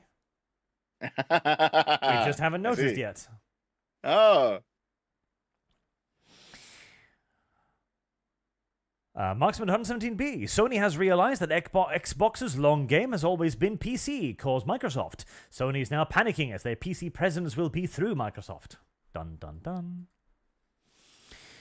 Shadow Liang Yang. I heard on Kib's cast that in Japan they have to have PSN requirements due to Japanese law. If the international does not, then Japanese customers will sue, and Sony has expanded the no-buy list. Potentially, but the thing is, you're not going to be able to do anything legally like that because they're also cutting off parts of the European market. And remember, the whole thing about the EU is one market, right? If they start cutting off Lithuania, Estonia, whatever those useless countries are, from the rest of the EU market, there'll be a lawsuit there too. Like, it's going to be a lawsuit no matter what. They're always going to be in violation of some nation's laws. There is no set of international laws for the internet, which incidentally is a bit of a problem. And that's why all of the nations in question have simply just decided to ignore that problem and just pretend like it's not there. And it's worked out fairly well so far. Here's the thing. Okay, so some people are asking about, like, no, we all knew that Keffel was lying before we had the information. Listen, if I were to make a Keffel's video and say, I have no proof, but just trust me, guys, because I feel that she's lying, that wouldn't go anywhere. If I were to make a Keffel's video with a whole bunch of receipts, everyone would be on that. Because I don't care how many patterns you recognize, everyone knows that having the receipts matters more than just how you feel about it. But, Dev, I had no receipts whatsoever that they were going to make female Space Marines, and yet I called that for like 5 years ago. Sure, yeah. And now I'm here. And I'm fat, and I'm happy, and I'm extraordinarily pleased. But here's the female thing. custodies march down the street. So here's the thing, though, right? If that never actually happened, you would basically that either you would have egg in your face because someone would pull it out and then laugh at you about it, or it would just be kind of quietly forgotten as one of those various predictions that gets forgotten, right? Yeah, but the clue is, Dev, I was right. You know why I was right? Sure. Because you noticed a pattern and then took a chance. Big fucking brain, Dev. It's the same way that some people can predict the weather, okay? I'm that. I'm the weatherman. This is how Arch is always right on literally everything Arch has ever fucking said. I don't know what that, Arch. I don't know what that one. What about the... Oh my god. Example. This person says, Dev, just stop defending the indefensible. See, now that is specifically a political argument, right? Here's the thing, guys. All right, I'm gonna hurt a lot of you right now, but it is true. Okay, if it turns out that the left is correct on a topic, you should actually be left on that topic. Mind blowing, I know, but no, it's not about the fact that they're not on your team, therefore we can't give them any sort of space, anything. No. Your team should be truth. Your team should be truth, not being right wing. All right. But what if I can predate the truth? What if I can be truth before truth is truth? What if I can be Isaac Newton? Then you're gambling, and sometimes you'll be right. Isaac Newton is like, I think there's this gravity thing. Like, and Dev sits there opposite. You're just guessing now, Isaac, as he tosses an apple up and down. You're just guessing, Isaac. What the fuck's wrong with you? To be fair, Isaac Newton didn't actually understand gravity. It wasn't really explained until Einstein came along. I mean, Isaac Newton's description of gravity was fundamentally wrong. Yeah, he didn't have any. He had no knowledge of space time, and then how like space curved, and like he didn't get it. But he noticed, Dev. He noticed the patterns. No. Yes, he did notice the pattern. But here's the thing. No. Listen. This is actually a perfect example. He noticed the pattern, and he was closer to the truth than otherwise. Yes, but he was still ultimately wrong. And he was ultimately wrong, and somebody else had to come along and complete the idea, because Isaac Newton noticed the pattern and stopped. Einstein continued forward. Yeah, he was. That's the difference. No, he hadn't wasn't. figured out all of the little nuances yet, but he was correct. Hold on. Oh my God. Bug says, no, not wrong. Inaccurate. Guess what? They're the same fucking thing. Chat, one of you must be able to draw. I want a picture of Fat Dev just tossing an apple up and down. He's No, looking at Sir Isaac wait, Newton. wait, You're wait, speculating, Sir Arch. Isaac. You're speculating. Arch, you know that being inaccurate and being wrong are the same thing fundamentally. You know that, Arch, because you told me with the Verhoeven example. That's what you told me. Remember when I was like, listen, Verhoeven did a very poor critique of fascism with Starship Troopers, and you said, listen, it's not the thing. You know, it doesn't matter if the container on the juice carton says milk, there's juice inside of it. And it's like, fair enough. Yeah, and that's a degree of wrong. Isaac was not a degree of wrong. Isaac was pretty much on point, but then somebody even bigger brain with more fancy gear showed up later and was like, actually, you were incorrect on the peculiarities. Einstein was a actually spelling mistake. Like, minor spelling mistake. That was Einstein. True. But here's the thing. That's what a lot of this pattern recognition stuff ends up being, yeah. Like, Dev, because here's the thing again. I said female space marines, and then they make female custodies. Technically, I was an iota of the truth until a couple of years in the future, where I'll be dead on the truth again, of course. Yep. No, I agree with you on this. Yeah. But that's good enough, Dev. The pattern was good enough. The pattern was good. No, I agree with you. Just listen. You're not getting any argument from me. The pattern was good enough, right? You could have fooled me. No. You're actually not. Here's what I'm saying, Arch. Here's what I'm saying. Okay. What I'm saying is, when you made the video that pulled out the actual female custodies, okay, and you said, look what they're writing, look what they're doing, look at these statements, look at the receipts that I have, that was always going to be a more compelling narrative than I think they're going to do this. Sure, but because now you have something. I already had the truth. The truth already existed within my mind. I was just waiting for the rest of the universe to catch up. Well, yes, but if you spoke the truth within your mind without the universe catching up, it would not be as compelling a story. I don't know. I think it makes it more compelling a story. Because then I can look back on it a year later and go, Yeah, but that's only later. Okay. Listen, the reason that it's not compelling is because of all the various predictions that happen that don't come to pass. That I everyone don't have forgets one of about. any of those.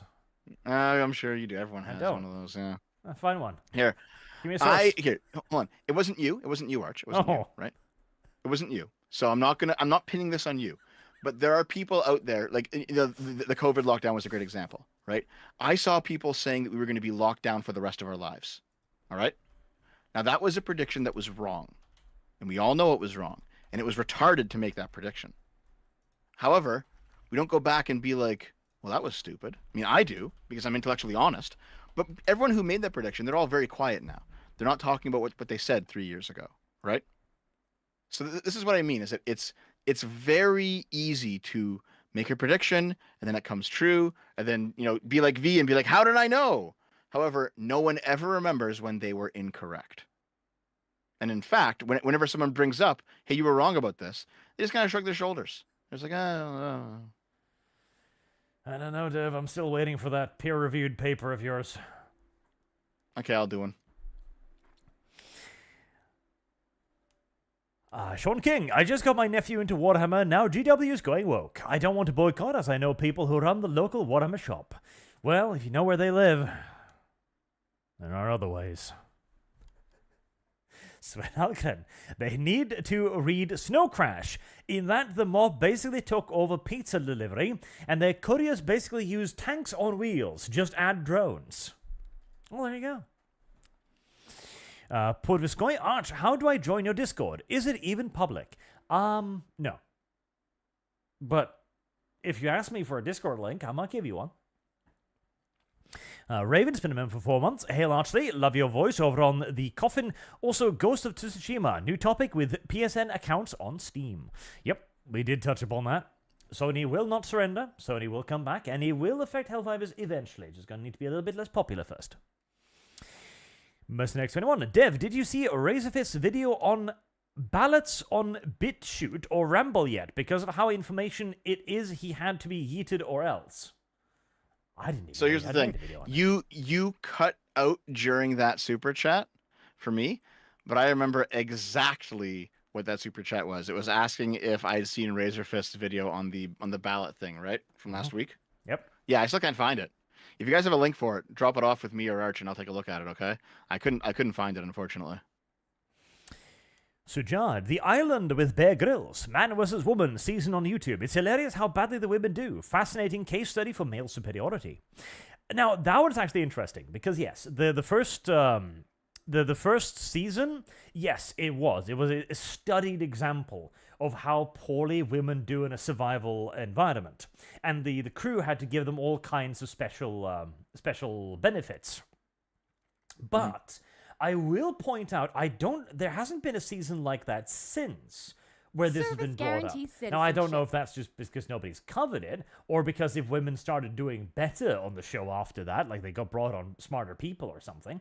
So I shall take the deviant position of, no position on that one, and that it could just have been a remarkably stupid batch of females. Oh my God, there's when I coined dev derangement syndrome, here's what I mean. There's a guy in the chat who's saying that I just don't want to see Razorfist video. Send it to me, you fuck. Oh my God. Maybe it's in your DM, Steve. Have you checked? maybe Send it that's to me right now. Okay. Send it, you know, I'm now watching my DMs like a fucking hawk. DM me right now. Go. If go, it's go, in go, the go, go, DM that Artemis sent you, you're gonna look a little bit foolish right now. Yeah, but I don't answer Artemis's DMs because he's always schizoing out in there. But open it. Is there a Razorfist video in there? I will wait for Artemis's. No, I want the guy who says that I just don't want to see it. I want him to send it to me. Give it to me. Subject Noble, must be easy to be dev, ignorant, Canadian, gay. See, the problem is, Dev, you are gay, so that makes the insult better. Artforce, how'd Bat Rob be homophobic? Not like the odd overlap between Stonewall and Namblo was ever a huge secret. I mean, yeah, no, it would probably be empowering, and just everybody else would find it creepy. Subject Noble, Terry McGinnis is the true next generation Batman. Never liked Terry. Never liked Terry. I always found he complained and bitched and whined too much. Never liked Terry. He's not bad, but I never liked Terry. Decent. Dev, thanks for the memes about democracy and the gays. Oh, Dev is sending. Oh, which one was this? Let me think about it. McWall 11. Oh yeah. I remember this now. So, I was basically making the argument on my stream before this one that like democracy isn't good or evil, right? It is simply what the larger population wants to do, and that can be good or bad, right? So, and I was making another lockdown point, right? When people wanted lockdowns, there were lockdowns. People didn't want them, there were no lockdowns, right? And then I said, like, if your population truly does just want to kill all the gays, then you will kill all the gays. If they don't want to, if they want to put all the gays center stage, then you'll do that too, right? Democracy is not a moral system. It's just a way of decision making. So when people say like democracy's broken, well, why is it broken? Because I got a result I didn't like. That's not an argument. That's just stupidity. I don't know, Dev. If it's a point I don't like, it might be an argument. Yeah. Service guarantees citizenship. At Dev, today I saw generic CA communist that they call common sense, terrifying the virus spread 20-40 minutes on LTT1 show. China. Wait, the LTT WAN show? You mean Linus Tech Tips? Probably. I don't know. How should I know? Maybe send me a screenshot of that super chat if you don't mind. I'll see what he's talking about. Copy it, like there. Oh. I saw generic Canadian communism they call common sense, terrifying the virus spreads. 20 to 40 minutes in the recent LTT WAN show. I'll take a look at it. Okay, thank you. TK, I don't know if Arch is just behind on Super Chats or if I missed it, but once again, Dev the obese communist should seek Canadian healthcare. We did get to it eventually. Why should I seek Canadian healthcare? Well, to become healthy, of course. Yeah. Zero Firewater. Also, Arch and I was consistent on the Helldivers 2 topic. Now for the Pride Capes and for the Deviant symbols. I hope they add Pride Capes. I really do. I really do. Be tremendous content. Pride capes, oh my god. J.D. Sickman. The Princess Bride. The name alone kept me from watching it until sometimes in the 2000s, and 13th Warrior had Beowulf as a supporting character. Probably did. The Princess Bride. The Princess Bride. I don't think I watched that. The Princess Bride. Oh, that looks terrible. Oh, wait, no, that's one. It's actually really good. Yeah, that's one. Service That's the one. guarantees Yeah, that's an citizenship. awful name for that. No, that has nothing to do with that at all. God help me. That's an Yeah. awful name, yeah. It's a bad name, but it's a good movie, Princess Bride. Also, chat, you should watch The Mummy. Service The Mummy guarantees is citizenship. probably one of the best movies ever made. Straight up. So it's time for me to go. It's finally time. Have Dinner's fun ready. in the eating hour, Dev. Real quick though, $2 just came in. Sorry, voice to text. Dev, favorite food for both of you? For me, it's sushi. How about you, Arch? Well, not dead rotten fish, that's for sure. Pizza, of What's course. your favorite food? Like Pizza? normal people, yeah. To be fair, when I was a kid, it was pizza for sure, and pizza's still my second favorite. But sushi is 100% number one. I fucking love sushi. Rotten It's fish. so good. This is how I know you It's don't so live near good, the man. sea. It's so good, man. Okay, I'll see you later. See you next week. See you, Dev. Goodbye, chat. It's okay. Even though you're wrong a lot, I still like you. Even those of you who hate me, I still like you. Okay. The dev is forgiving.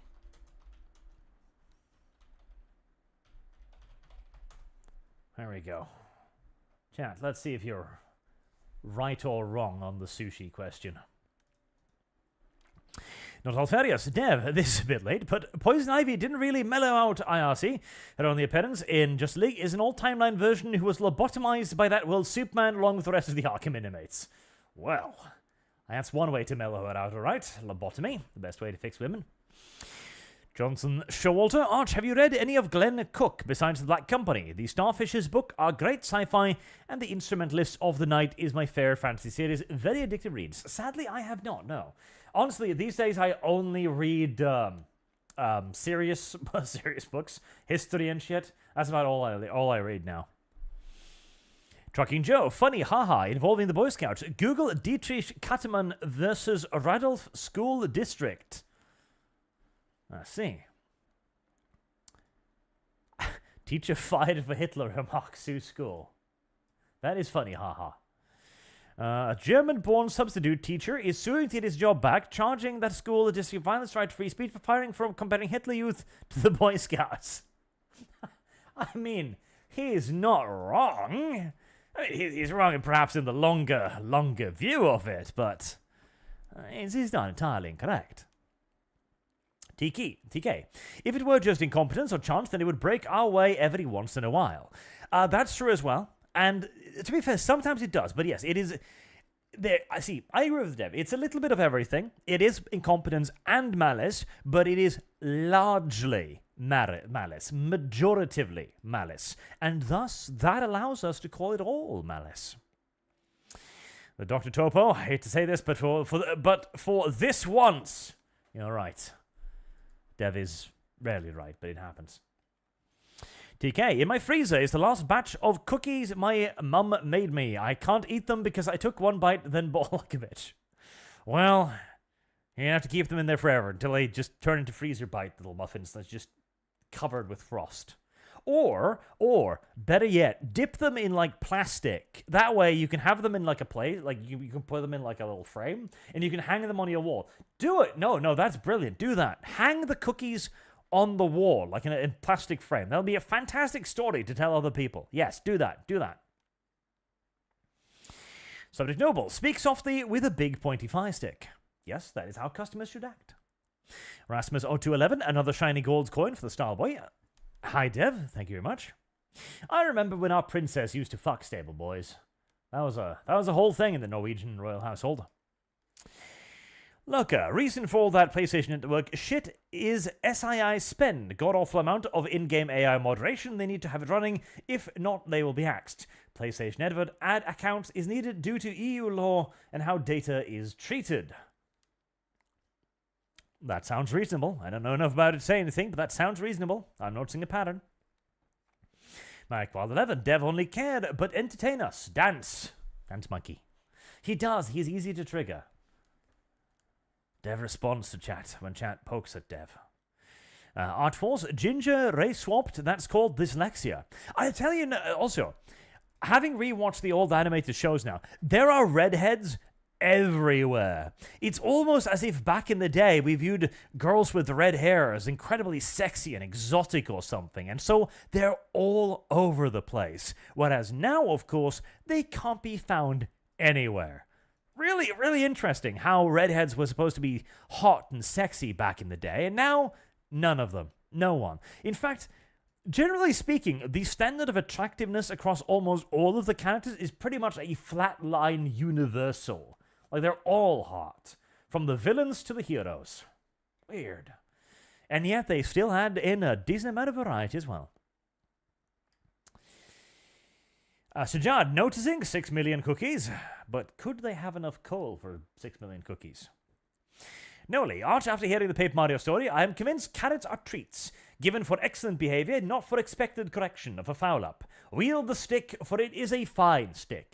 Exactly. Carrots should be handed out very sparingly and very rarely upon exceptional behavior. They should not be the norm, and they should certainly not be a reward for fixing a foul-up. You do not give a dog a treat after it shat on your carpet. Panda Ace, Doctor Who already tanked, but because of public funding of the BBC, they receive money regardless of how much of a failure it is. That is correct as well. Viewership is already down solidly over the more popular incarnations. PI, Dev, I like your takes, but hope is not a strategy. Correct. That Reeve guy, no Dev, you're not giving them a way out, you are inviting the taint. Correct. If they were silly enough to fall for it the first time, they will do so again. Keep them out. Antelope, the based concluder versus the virgin truther. So on the ledge, Dev sources Wikipedia, then he agrees with Stitch on the Fallout show, but Kibbs is a shill. Then he tells you V is a communist. Kick Dev. Dev has many firm takes on certain things. Antelope, chat has Dev derangement syndrome, DDS. And no one says Dev has chat derangement syndrome, CDS. I think both of these things could be true at the same time, honestly. Subject Noble, Dev has CPS, cucked and pegged syndrome. That's true. Rusta, oh, if it matters not, Keffel struck out against the farms. Long may she rot. She is dumb. Giga Chad. False, inaccurate with intolerance, and wrong are entirely different. Ask any engineer. True. True that. This is why we have tolerance limits on the technical drawings. You can have a margin of error within all things. Lady Commissar Spartan, they are wrong because the government realized they'd be on pikes and crosses if they did do what they wanted to. Johnson Smith, good to see you again. Deb on Arch. Fade food. And Gunfox has been a member for 14 months. Communism is pure evil and heresy. An accurate assessment. John Smith, sorry voice to text. Dev, fave food for both of you. And he likes sushi. Let's see. I see 64% of you are wrong on sushi. Wow, I am disappointed. I would have expected some of you to have functioning taste buds or a, appropriate evolutionary distaste for raw fish, but it turns out that in the Stone Age, most of you would have simply died. Okay, even better yet. All of you, 64% of you, are evolutionary failures. In an earlier age, where there weren't anybody to hold your hands and go, don't eat the raw fish, you fucking moron, you would have all been dead. All of you, dead. Dead. Evolutionary dead ends. All of you, 64%. Chloe, my suggestion for Batman will go to the more classic interpretation that no matter how hard you fight evil, it will arise again, but only by continuous determination can you keep it in check. Rejecting the Batman made supervillains themes. Yep, you should not reject the Batman. The Batman is the hero and should be viewed as such. And Zerophile was lastly, you have to become a deviant noticer where you notice but willfully ignore the facts. Oh, let's see now. Two more. Dev's logic is anti-science since the government or church hasn't proved the earth isn't round. So that means the earth is flat. And Dev, also, it would have just continued forever until the Ukraine war became the new current thing. Or did you willfully forget that since Israel-Gaza is the new thing?